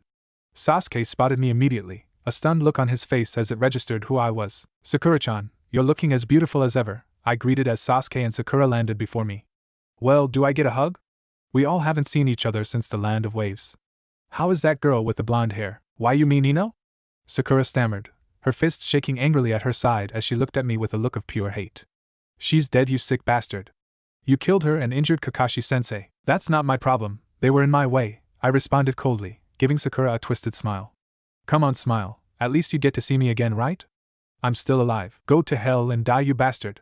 Sakura roared as she threw a kunai with a paper bomb attached to the heel at my head, which I swayed from, the kunai hitting a tree behind me. I stood watching Sasuke and Sakura with an evil expression as the kunai exploded behind me, making it seem like fireworks were exploding behind me. Calm down, Sakura, get out of here, Sasuke commanded as he pushed her out the way, looking at me with his Sharingan activated menacingly. This is between me and him, you'll just get in the way. But Sasuke-kun, Sakura began, but was silenced as Sasuke pointed down toward where they came from. Yes, I'll go back, be careful, Sasuke. Don't worry, I won't lose again to him, Sasuke remarked as he pulled a kunai from his kunai holster. You ready for round 2, boogeyman? I stood there with my arms hidden inside my long sleeves, chuckling as I looked at Sasuke with a teasing grin. Alright, let's make this an ocular battle then, I stated as I closed my eyes, a fierce wind blowing across the battlefield. Sharingan versus Sharingan? That would be fine, but you don't have the Sasuke began, but was cut off when I activated my own Sharingan, looking at Sasuke with a wild grin. Like I said, Sharingan versus Sharingan, I repeated as I ran at Sasuke, who ran at me in response. We began to exchange blows, Sasuke trying to throw several punches toward my face, which I swayed from each punch gracefully. Sasuke ended the barrage of punches by doing a backflip, making him almost 3 feet away from me. He did several hand signs, the Uchiha inhaling deeply for a moment before unleashing the Katan Gakakyu no Jutsu, Fire Release, Grand Fireball Jutsu, at me, which I looked at as it homed in. As it did, I increased the chakra flow in my legs, increasing the strength of my feet. I waited until the fireball was completely in my radius before kicking it into the sky, looking up with a satisfied grin as the fireball dispersed in the sky. Sasuke looked up as well, but only for a moment before running back at me again full speed. I punched him in the stomach as he entered my reach, kicking him across the face to send him toppling backward, but he disappeared in a cloud of smoke, being replaced by a log. I looked on with a smirk as I was pegged with a handful of shuriken from above, each shuriken burying itself in a random part of my body. I looked up as Sasuke came down, sending the Katan Hausenka, Fire Release, Mythical Fire Flower Jutsu, raining down upon me, followed up by the Katan Ryoka no Jutsu, Fire Release, Dragon Fire Skill, down on me as well, causing a fire explosion to occur. Sasuke looked on as the flames seared high in the area I was located in, or so Sasuke thought. "Hey, underneath you," I whispered as my hand shot out from the earth underneath Sasuke, grabbing his ankle and pulling him underneath. Sasuke struggled violently as I pulled him down, but he was no match for my brute strength. I came up from underground, looking at my handiwork. Sasuke's head was the only part of his body showing, the rest was buried underground. Taking Kakashi-sensei's moveset doesn't make you any more good, Sasuke shouted as I placed my foot on the top of his head, pressing down with all my might. Sasuke roared in pain as I looked down at his head with my Sharingan activated. "Go to sleep for a while, you're too loud, little boy," I hissed as I placed him under a genjutsu, showing him what Itachi had done to his entire clan. But in my genjutsu, I was with him as well, slaughtering his clan along with the legend himself. I didn't know how long the genjutsu would hold. I wasn't used to using such an advanced genjutsu. "Well, that's that," I said as I turned to walk back to Minato. "Time to finish off the old man while he's not moving." "No, I won't fall for your genjutsu," Sasuke murmured as he closed his eyes, trying with sheer willpower to break free from the genjutsu. "Really, now this is unexpected," I stated with a broad grin on my face. "I guess I'm not as good as Itachi-sama when it comes to genjutsu." "No matter, he'll teach me soon enough though, won't he?" "Itachi is going to teach you how to use the Sharingan?" Sasuke stammered, still trying to break free from the images that were still in his head from the aftermath of the genjutsu. "You bastard. Sorry, I know that must sting being your big brother and all," I apologized, giving Sasuke a big grin. "Don't worry though, I'll tell him you said hello from heaven, alright?" "You won't need to," Sasuke replied as he pulled himself out the ground. "Tell Itachi I said I told you so when I send you, then him straight to hell." Sasuke ran at me once again, me backhanding the Uchiha when he entered my radius, Sasuke rolling around a bit before he laid still. "Say goodbye, Sasuke, this will be a one-way trip," I stated as I gathered chakra for a Rasengan in my right hand. "Don't worry though, I'll take good care of Sakura and the village." "So, this is what my son has been reduced to," a voice remarked behind me looking back to see Minato Namikaze once again. I gasped, Sasuke looking at the Kage with widened eyes. "Is that the Lord Fourth?" Sasuke asked as he looked at me, then at Minato. "He's your father? Well, look who's talking again somehow," I greeted Minato as I gave him a devilish smile. "I guess Orochimaru didn't do a good enough job of silencing the dead." "Don't worry though, Snake, I'll take care of it." "So Kabuto, are we ready?" Orochimaru asked as he watched the battle between Kage and Akatsuki commence. "Yes, we've stationed several resurrected shinobi at where Kakuzu and Haiden are expected to arrive, as well as executed the ANBU that guard the Hokage," Kabuto reported. "The Sound Four are in position, awaiting your arrival, my lord." "Excellent, we'll leave for the village now," Orochimaru commanded as he and Kabuto body flickered from their location, headed to Konohagakure to kill the third. "So, do you work for the Fox Brat or Lord Orochimaru?" Haku asked as a long poison needle slid down her wrist, out of Anko's vision. "Haku, you're such a child," Anko stated with a grin as she licked the tip of a kunai with her tongue, looking at Haku with a devilish glance. "Naruto might be a child, but under that skin is a man. A man that could not be sated by such a delusional girl with a childlike demeanor. That is why Orochimaru's deception pulled the wool over your eyes so easily." "So, are you telling me that you're a true woman, Anko?" Haku asked as a smile crawled onto her face. "Then why did he have sex with me, and not you?" "Oh, I know. Because I'm better than you. Orochimaru wants me, Naruto wants me." "You're just the backup girl," Anko interjected Haku's taunt by sending the kunai she was holding at the woman's throat, Haku avoiding the kunai by swaying slightly. Haku reacted to this attack by running at Anko full speed, the poison needle positioned between her index finger and her middle finger. She tried to stab Anko in the stomach, but Anko jumped in the nick of time, landing on Haku's outstretched arm. Haku looked up at Anko as she kicked her in the face, causing Haku to go crashing into a tree back first. As her back bounced against the tree trunk, Haku's body began to crack, breaking into several pieces. So, you can make ice clones, not bad, Anko stated as she scanned the area for Haku. But you'll need a lot more to beat me, so come out and play little mouse. Anko was interrupted by a flurry of ice spikes coming at her from several directions, Anko dodging each ice spike with a sway or a quick leap as they rained down on her. Not bad, she's trying to hit me from multiple locations to mask the area she's hiding in, Anko analyzed as she continued to search for the kunoichi. But she'll need a more non-textbook strategy than that. 2 snakes slid down Anko's sleeve, each going in a separate direction. Anko stood on guard as she was showered with ice spikes again, Anko using a kunai to cut each spike in half as they approached her. But this time, Haku sent a second wave immediately after the first wave, this wave increasing the speed. Anko's eyes widened as she was unable to stop this wave due to the position she was in from the first wave. Each ice spike found its way into Anko's body, the kunoichi letting out a slight scream as blood ran down the corner of her mouth. Haku gave a superior grin as she watched her ice clones finish off Anko, this one giving her quite the satisfaction. But she did not have time to celebrate as the Anko on the battlefield disappeared. Haku was not able to react as Anko placed a kunai against her throat from behind, looking at Haku from her side with a lethal grin. How did you escape? Haku asked as Anko's grin increased in size. It's quite simple. While you were in the midst of attacking, I sent 2 small snakes toward both entrances of the forest, to find your location, Anko answered. When my one snake found you, you were in the midst of sending the second round of ice spikes, so I allowed you to do this. You see, I can automatically teleport to anywhere my snake is located in a 1-mile radius. Call it an imperfect version of the Haraishin no Jutsu, used by the 4th Hokage and my beloved Naruto, who is the person who worked on the jutsu with me. So in a nutshell, when you attacked, I transported to your location, leaving a clone in my place to withstand your little attack. Now it's a checkmate. What will you do now? Will you kill me? Haku asked as she looked back slightly. No, we'll go find Naruto's location. I still need you alive for now, Anko replied as she removed the kunai from Haku's neck. But for now Haku looked down as a snake bit her leg, injecting her with a deadly poison. What did you do? Haku asked as she felt all of her chakra practically drain away. I poisoned you with what I call a chakra zapper, Anko answered. It's a poison that will keep you chakra level barely above 0 for 3 hours, then it kills you. I have the antidote in my pocket. Anko flashed a small vial, filled with a blue liquid. So I'd be a good little girl until we reach Naruto, alright? Anko continued with a wicked grin, motioning for Haku to follow her. Haku reluctantly followed her, knowing this was going to be torture. In the forest, Konan and Deidara were still in the middle of an all-out battle against Hashirama, who showed no sign of halting. Like I said, back up Konan, unless you want to get caught in my explosion, Deidara instructed as Konan backed up as told.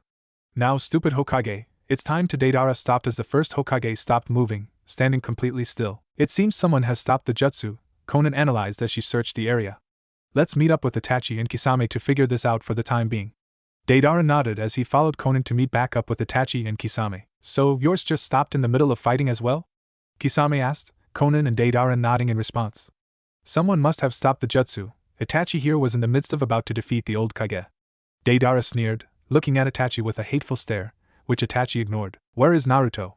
Itachi asked, surprising Konan slightly. I think he's still in the middle of a battle with the 4th Hokage, Konan answered. Let's go meet up with him. They all body flickered from the location, another group of people appearing as they disappeared. Their chakra signatures have disappeared, Lord Danzo, an ANBU member stated as they searched the area. They must have escaped when we arrived. No matter, we'll continue searching until we find these terrorists, the man referred to as Danzo responded, walking ahead of all the ANBU. I'll personally make sure to this. In the village, a mass panic was in session. Orochimaru had seized the village at its most vulnerable point, all shinobi in a frenzy to locate the twisted snake. My lord, all of the ANBU has been wiped out by some man in an orange spiral mask. Tenzo alerted Sarutobi, who glanced up from his pile of work at the masked ANBU member. Orange spiral mask? The old Kage questioned as he wiped a bit of perspiration from his brow with a damp cloth. I was under the impression we were being attacked by Orochimaru, as was I, sir, but I just encountered 2 shinobi dressed in a red and black cloak, Tenzo answered. It might be tied to Orochimaru, but much is unknown at this point. We must prepare for the worst. I fear we might be in a war the likes of which we've never seen, Sarutobi stated as he laid the cloth on his desk, standing up from his seat. We'll need to mobilize immediately. So, that's your plan, Sarutobi-sensei? A voice asked as Orochimaru stood by the window, giving Sarutobi his twisted smile. It won't work, this village is doomed to fall. That's always been your problem. You never had the will of fire that all shinobi must have to be true shinobi, Sarutobi shot back, the old Kage glaring at the snake.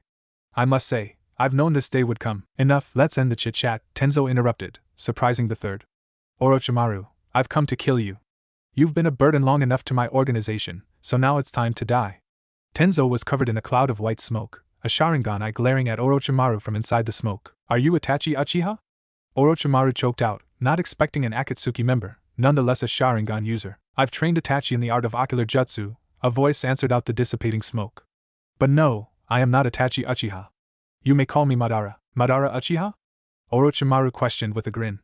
Interesting, but I'm afraid I can't address someone by a fake alias.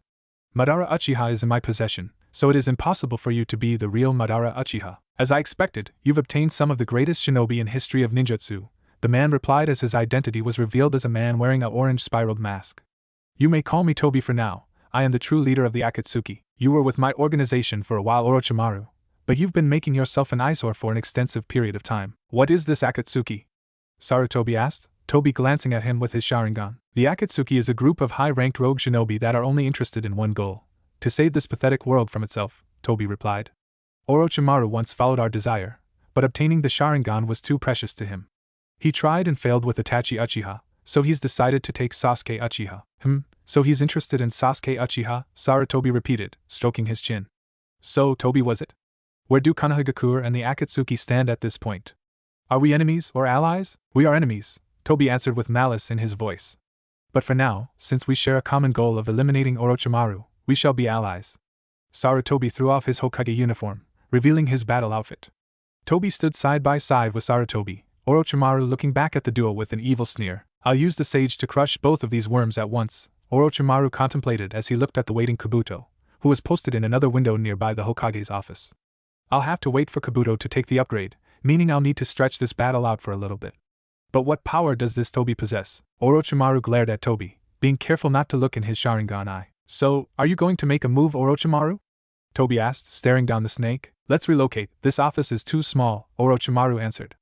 I shall meet you on the roof. Tobi and Sarutobi nodded as they all body flickered to the roof of the mansion, Orochimaru making sure each Sound 4 member was in position. It's up to you, Kabuto, Orochimaru thought as he prepared to battle the combined might of Tobi and Sarutobi. Kabuto looked on from his position, watching the trio body flicker to the roof. About time, now it's time for my show to begin, Kabuto announced to himself as he jumped into the Hokage's office. He searched the area thoroughly, finding a small hidden compartment underneath the Hokage's desk. He tried to open it, but the little door would not budge. There must be some type of button somewhere in the office to open it, Kabuto thought as he looked around the cluttered desk. Bingo! Kabuto's hand ran across a small button as he checked the desk, pressing the button, which initiated the small door to be opened. Kabuto pulled the door open, several scrolls inside a small sack. Kabuto pulled out the sack, opening some of the scrolls to check their content. Most of these are forbidden jutsu, Kabuto said with glee, his spectacled eyes glancing at the scrolls with sheer bliss. I'll be able to crush anything with these. Kabuto ran across another scroll, this one showing the Impure World Reincarnation upgrade, only using a few new hand signs, giving you even further control of the reincarnated soul. So, you found it? A voice asked behind Kabuto, Kabuto smiling in response as he turned around to face the person. Did you not expect me to, Sasori-senpai? Kabuto asked as Sasori stood behind him, a smile on the puppet master's face. All of the current reincarnated shinobi are frozen, due to the seal I placed on them when they were being made. Just as you planned, Sasori-senpai, rewrite all of the codes on the reincarnated shinobi, especially on Minato, who's fighting the Kyuubi brat, Sasori commanded. Make sure to allow them to speak, we'll weaken the Kyuubi brat by using his heart. Once we do this, he'll be sure to fall. But why even waste your time on the Kyuubi? Kabuto asked. We could just help eliminate Orochimaru. He will be eliminated. He's facing a Hokage and a Sharingan user, Sasori answered. I want to focus on the main task, eliminating the Kyuubi brat and the rest of these insignificant scum that crowd the Akatsuki. I will rebuild the Akatsuki, and lead this new team to the promised world. I will crush every nation in this world. Kabuto nodded, but was secretly laughing. Let's see a smile on that face, Dad, I taunted as Minato remained silent, just staring at me. What's wrong? Can't even contemplate the monster you created, can you? What a father, sealing a demon fox inside of his only son. I did what I needed to do to protect the village I love, Minato answered, me sneering angrily as I heard his response. I know I wasn't there for you, that you grew up all alone. I'm sorry for that. I wish I could have been there when you were growing up. I wish that with all my heart. Seeing you like this, I can't help but think this is truly all my fault. I saved the village from one demon, then created another in the process. Is that it? I asked angrily as I grabbed Minato by his shirt collar. Is that all you have to say? That this is your fault? You and that bitch of a woman that calls herself my mother. Minato's eyes narrowed as I mentioned my mother, Minato's fist connecting to my jaw so quickly that my mind didn't even register the blow until I was on the ground. Don't you ever talk about Kushina in that type of manner. Minato roared angrily as he looked back at me with a furious expression. That's your mother. How could you speak so ill of her? Have you no respect? Who the fuck was supposed to teach me respect? I roared back as I pulled myself up, punching Minato in the face, Minato stumbling backwards as the attack connected to his cheek. Fuck you and your dead woman, asshole. Neither of you did nothing for me. I wish that I could kill both of you again, send you back to your graves. I was interrupted by several chains rising from the earth, wrapping everything besides my head in a cocoon made of chains. Be careful what you wish for, Naruto, a voice stated as a red-headed woman walked out from what seemed like nowhere, standing side by side with Minato, who was still smarting from my punch. So you've been brought back as well, Kushina, Minato remarked as he looked at the red-headed woman with a sad smile. I miss you, Kushina. I miss you too, Minato, Kushina replied as the two corpses shared a passionate kiss, me still trying to break free from the chakra-infused chains. Both of you, go straight to hell. I roared as a tear rolled down my face. You sit here and judge me, but you're the ones who left me. I didn't ask for this, it was the only path that was presented to me. I wanted to be Hokage, just like you. But everyone hated me, they ridiculed me just for existing in their presence. I couldn't play with the other children, I was treated like the village outcast. But I'm wrong for killing them? I'm wrong for slaughtering those who dedicated their life to making me miserable. Sasuke did not say a word through all of this, just watching the whole incident occur. Even those who sit in the blackest of dark can still see a sliver of light if they look hard enough, Minato answered as he kneeled down, looking at me directly in the face. We can never forgive ourselves for leaving you alone in the world. I'm shocked that Hiruzen did not intervene, that he would allow you to be treated in such a manner, but I do sincerely apologize. I wish I could have raised you, and so does your mother. You wish, that's all I hear. I screamed as a red aura leaked from my body. You wish you could have, but you didn't. You're just as worthless as every other being that exists in this world to me. You have no idea how it is to be me. What you know about some pain? What do you know about vengeance? What do you know about pride? Nothing. You don't know anything about it. Vengeance, Sasuke murmured as he looked at me looking back at him. Vengeance. This is getting us nowhere. There is no talking to you, Minato muttered as he turned to Kushina. I hate to have to say this, but we created a monster. As the former fourth Hokage, and creator of you, I have no choice but to take you to the grave alongside myself, my son. We love you, Naruto, with all of our heart, Kushina added, me looking back at the couple with a twisted smile. But this is where it must end, before any more blood is spilled. Blood will continue to be spilled, it won't stop until I'm thoroughly sated. I roared as I tried to break out of the chakra chains, but was still unable to. Damn it, why won't these break? Minato nodded to Kushina, who added more chakra to the chains to increase the strength. I could only watch as Minato held out his left hand, creating a huge Rasengan. Damn you both, I won't die so easily! I screamed as I gave one last push to break the chains, but it was to no avail. No, Minato ran forward, holding the giant Rasengan in his palm as he prepared to finish what he had started. As his hand that wielded the Rasengan sprawled out toward my chest, it was blocked by an unknown force. Itachi? I asked as Sasuke's neck almost snapped as he looked in the direction I was staring. It was indeed Itachi, blocking the Kage's path with a black fire. Behind him was Konan, Deidara, and Kisame, all in the midst of preparing to attack Kushina. Kushina looked back, preparing to use a jutsu, but was interjected by Kisame, who held his sword at her throat. Too slow there, sweetheart, Kisame remarked as his sword skin quivered. You must have some interesting chakra. My sword loves to eat interesting chakra. Well, your sword needs to keep its hands to itself, Minato stated as he appeared above Kisame, holding the same Rasengan. Konan tried to interject with a flurry of paper shuriken, but Minato teleported to a marker he placed near me without anyone's knowledge, escaping the attack. Konan looked at Kisame, who nodded as he advanced forward, running at Minato full speed. Minato pulled out a special kunai. By the look of it I could tell it was a marker for the Hiraishin no Jutsu. Watch out, that's a marker for the Hiraishin no Jutsu! I shouted as Minato looked back at me, obviously shocked that I knew of such a jutsu. When he was distracted, Kisame swung his sword, hitting Minato across the chest. Minato went flying, his back colliding with the back of a tree just from the sheer force of the attack. Minato looked up as Kisame came charging forward, this time swinging toward Minato's head, which Minato ducked from. As he ducked, Kisame's sword hit the tree, which went lumbering down as the sword touched it.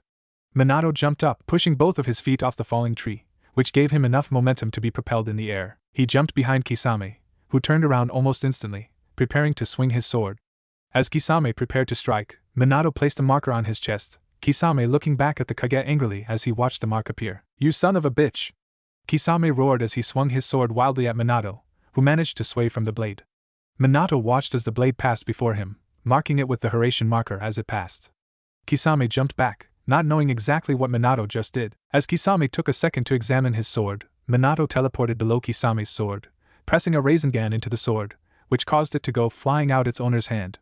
Kisame looked up, then looked back down as Minato teleported before him, a bigger Rasengan in his palm. Kisame could only watch as the speedy Kage hit him dead on with the Rasengan slightly caving Kisame's chest before he pulled himself away, holding his chest in pain. Why, you're not bad, Kisame stammered as his sword fell next to where he was kneeling in pain. I was the leader of my village, I wasn't supposed to be bad, Minato answered as he ran at Kisame with another Rasengan, but was intercepted by me, who was also holding a Rasengan. What, how did you?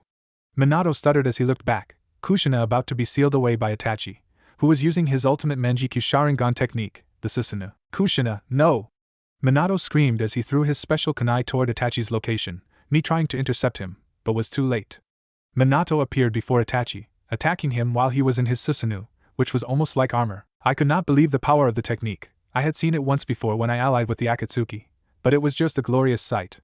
It seemed almost like a demon, which did seem to suit Itachi.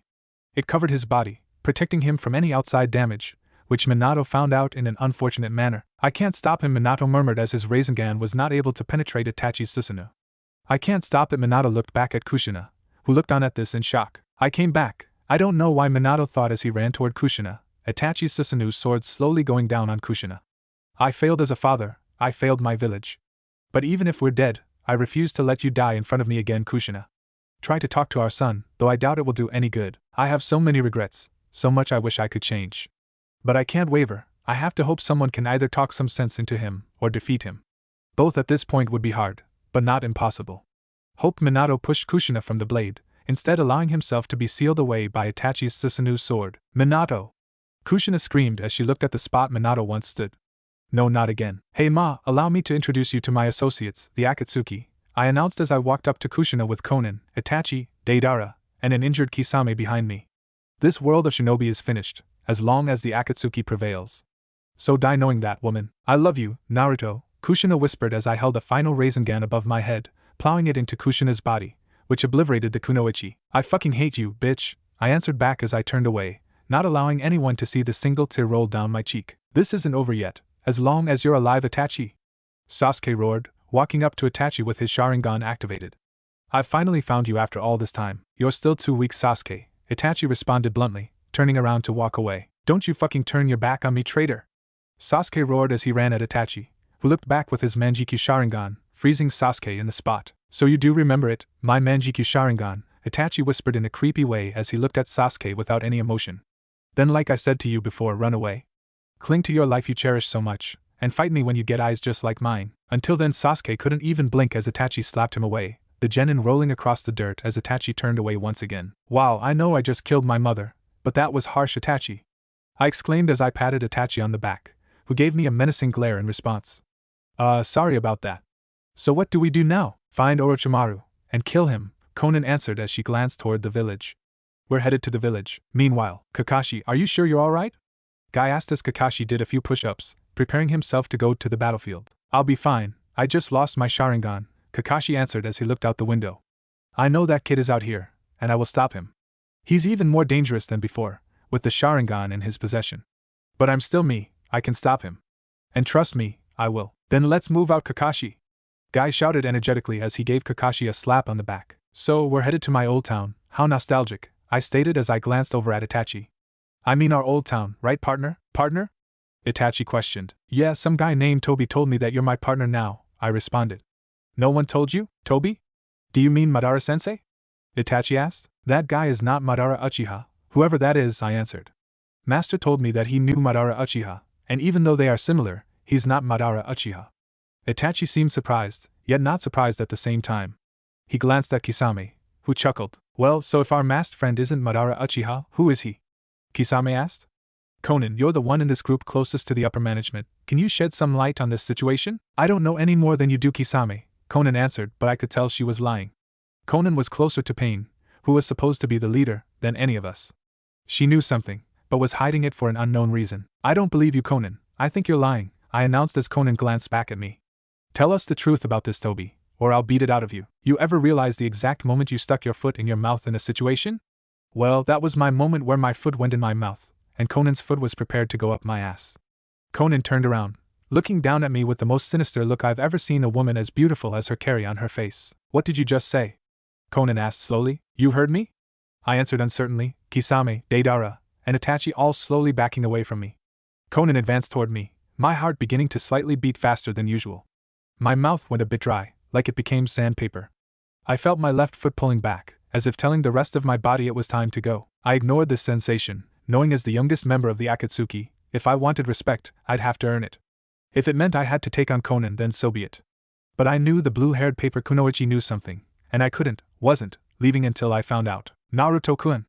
A voice screamed as Anko leapt in front of me, accompanied by Haku. What the hell, Anko? I shouted, though I secretly was glad she arrived when she did. What are you doing here? And why did you bring that traitor in front of me? She better be here to die. Getting to that in a moment, but what's going on here? Anko asked as she glanced at Conan, whose eyes were still fixed upon me menacingly. Conan and I were just having a conversation on keeping secrets, I responded as I flashed Conan a grin. Now, like I said before, tell me all you know about that Toby guy. Or I'll beat it out of you. Naruto, you don't want to do this, Conan warned me as I snickered in response. Did you just threaten my Naruto? Anko asked as she turned to face Conan. Because if you did, he won't need to lift a finger. I'll kill you myself. Do you think that you can defeat me? Conan asked as both of them stared each other down. I will have no mercy on you if you strike me. I will kill you. I hate to interrupt this, but I've got important news, Haku announced as I growled viciously at the ice user. I should tear your skin off your bone for still existing. What could you possibly have to say? I hissed as Haku flashed me a sneaky grin. I know where Orochimaru is hiding the sage, Haku announced as everyone's attention turned to Haku. I never betrayed you, Naruto. I had to make you think I did so Orochimaru would not expect anything. I apologize for deceiving all of you, but it had to be done. So now you're telling me you've been on our side this entire time? Anko asked as she chuckled. Lady, how stupid do you think we are? You aren't going anywhere. No one's giving you the antidote until I'm satisfied. Who knows, I might just let you die. Fine, let me die. But take this first, Haku interrupted as she handed me a slip of paper from her pocket, the slip showing the location of each of Orochimaru's strongest shinobi. Each shinobi was strategically placed in an area where they'd excel. I don't know if anyone or anything is guarding them, but I'm almost positive they are unguarded. Orochimaru left them there to ensure even if he ran into you, he'd be able to succeed in his plan. For even if you manage to kill Orochimaru, he has it set up that all the deceased shinobi will return to life, meaning a battle the likes of no shinobi has seen before. Someone else is working with Orochimaru, but it is unknown who. Madara Uchiha is on this list, I announced as Deidara and Kisame gasped. So it's true then, the masked man is not who he says he is, Itachi remarked as he turned to Kisame. As we thought from the beginning. But what would he achieve by calling himself Madara? We can't worry about that now, we need to destroy each of these corpses before we kill Orochimaru, Kisame answered. But I sure as hell will find out after I'm done killing Orochimaru. Let me see that list, Naruto, Conan asked as she held out her hand. I looked at her hand, then up at her face. I don't trust you, Conan, I stated as Conan looked back at me in surprise. You are hiding something from us. I don't think it'd be wise for you to continue to travel with us. In fact, I think it'd be safer if we just kill you. Conan looked at me emotionlessly, me looking back at her the same way. You're growing up too fast, Conan remarked as she glared at me. For a moment, Conan showed a flash of true emotion, a sad expression clouding her face. But her stoic expression returned just as fast as it changed, Conan turning away from me and the other Akatsuki. You want to know who Toby is? Conan asked as my ears perked up slightly. Even Itachi looked as if he was giving Conan his full attention. Toby is an enigma, Conan continued. He is responsible for the creation of the Akatsuki. He is the man that gave Nagato/Pain his Rinnegan. His true identity even escapes me, but just know this. He is very powerful, though he does not show it. He is dangerous. What is he planning? Itachi asked suddenly, Conan glancing over at Itachi. You seem to know a lot more than you've been letting on, Itachi Uchiha, Conan stated. Fine, I shall tell you. He is planning to cast an infinite Tsukuyomi on the moon, placing the whole world in an infinite genjutsu. Itachi and Kisame glanced at each other, me and Anko gasping in response. Well, I guess you are in the loop, Conan, Kisame commented as he flashed Conan a toothy grin. I wonder why though? Do you agree with what he is doing? We were all informed something entirely different. I did not say I agree, I just follow Nagato, Conan answered. So Pain is in on this, as well as you, I said as I looked up at Conan. Why would you make me go so far to get you to tell me the truth? Naruto, you are just a delusional child right now, Conan answered. You do not see this world as I do. You can never understand. I thought I understood you, but I guess I was wrong, I interrupted as I turned away from Conan. Like I said before, I can't trust you. I think it's best we split up to kill these corpses. Fine, Deidara, Kisame, you're with me, Conan stated as Kisame and Deidara joined her. We'll all meet back up here in the village when we're done. I wanted to believe in my heart that Conan hadn't betrayed me. As I walked with my team, I couldn't help but glance back at the blue-haired Kunoichi, who looked so lovely as she ventured through the forest of death beside Kisame and Deidara, leaving me, Itachi, Haku, and Anko behind. A small part of me wanted to approach her with true sincerity, apologize for how I acted, place my hand on her shoulder, then hoist myself off the ground so I could kiss her. But this was only a small fraction of me, my true being knowing that in the end, this was the best decision. She was a hazard, her elegance at this point questionable. I continued to walk with my back turned, not even humoring the voice in my mind that pleaded with me to glance back. Due to this, I was unaware that Konan had glanced back, before continuing on her mission. So, what's the plan, Itachi-sama? I asked Itachi, who was studying the map intensely. We will eliminate those who risk the highest threat, such as the sage and Madara Uchiha, Itachi answered as he glanced up at me. You will be in the greatest danger, due to the fact that you are the container of the Kyuubi. There is no doubt in my mind that if Madara is able to be resurrected, he would make it his priority to retrieve one of his greatest weapons, which is the Kyuubi. Madara Uchiha was a Jinchuriki like me? I asked with my eyes widened in surprise at this revelation. No, he sealed away the demon fox in a scroll, making it his own personal summon, Anko answered as she joined the conversation. His might was said to be the greatest in Konoha history except for the one man who was able to beat him every time they fought Hashirama Senju, the Shodaime. So is it possible to beat Madara if he's resurrected? I asked in an almost timid way, surprising myself at how scared I was of this man. Realistically no, Itachi answered, which made my stomach slightly churn in response. There is no shinobi alive at this time that could stand up to the might of Madara Uchiha. It was said that before his death, he did not only have the eternal Manjiki Sharingan, but also the once fabled Rinnegan. If he was able to awaken both of those ocular abilities, wouldn't this make him stronger than the sage? Haku asked, which was a good question. I had no idea about this sage or Madara Uchiha before this time, so the answer intrigued me. Well, technically the sage was only the wielder of the Rinnegan, so I would guess no, right? Anko asked Itachi, who shook his head no. The sage was also the container of the 10-tailed beast, plus no Rinnegan could ever match the sage's Rinnegan, Itachi answered. He was and most likely still is the most powerful shinobi who ever lived. Even Pain has admitted that the sage's Rinnegan is far beyond his own. It would just be suicide if we were to face them. But you're Itachi Uchiha, genius mass murderer of the Uchiha clan, I exclaimed. Are you telling me if these guys were brought back, even you wouldn't be able to repel them? I would be killed by both of them rather quickly, Itachi admitted to me, which really sent a shiver down my spine. It wasn't like me to feel fear, but when I did, it frightened me even more just with that realization. If there was two people out in this world that even someone as powerful as Itachi couldn't beat, they were trouble. They needed to be stopped before they were resurrected, or even I would be in danger of being dealt with. This situation needed to be contained at all costs, no matter what. Naruto, are you alright? Anko asked as she flashed me a concerned look.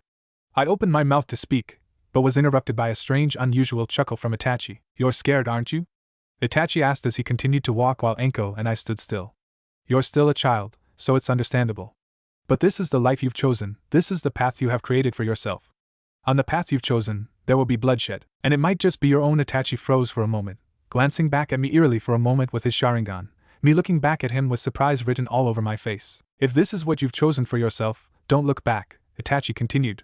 Your fate has yet to be set in stone, so live for the moment. But do not be surprised if you find nothing after you venture down this road. Itachi continued to walk forward after that statement, leaving me confused for the moment. We don't have time for this, let's go, Naruto, Anko insisted as she pulled me down the road by her side.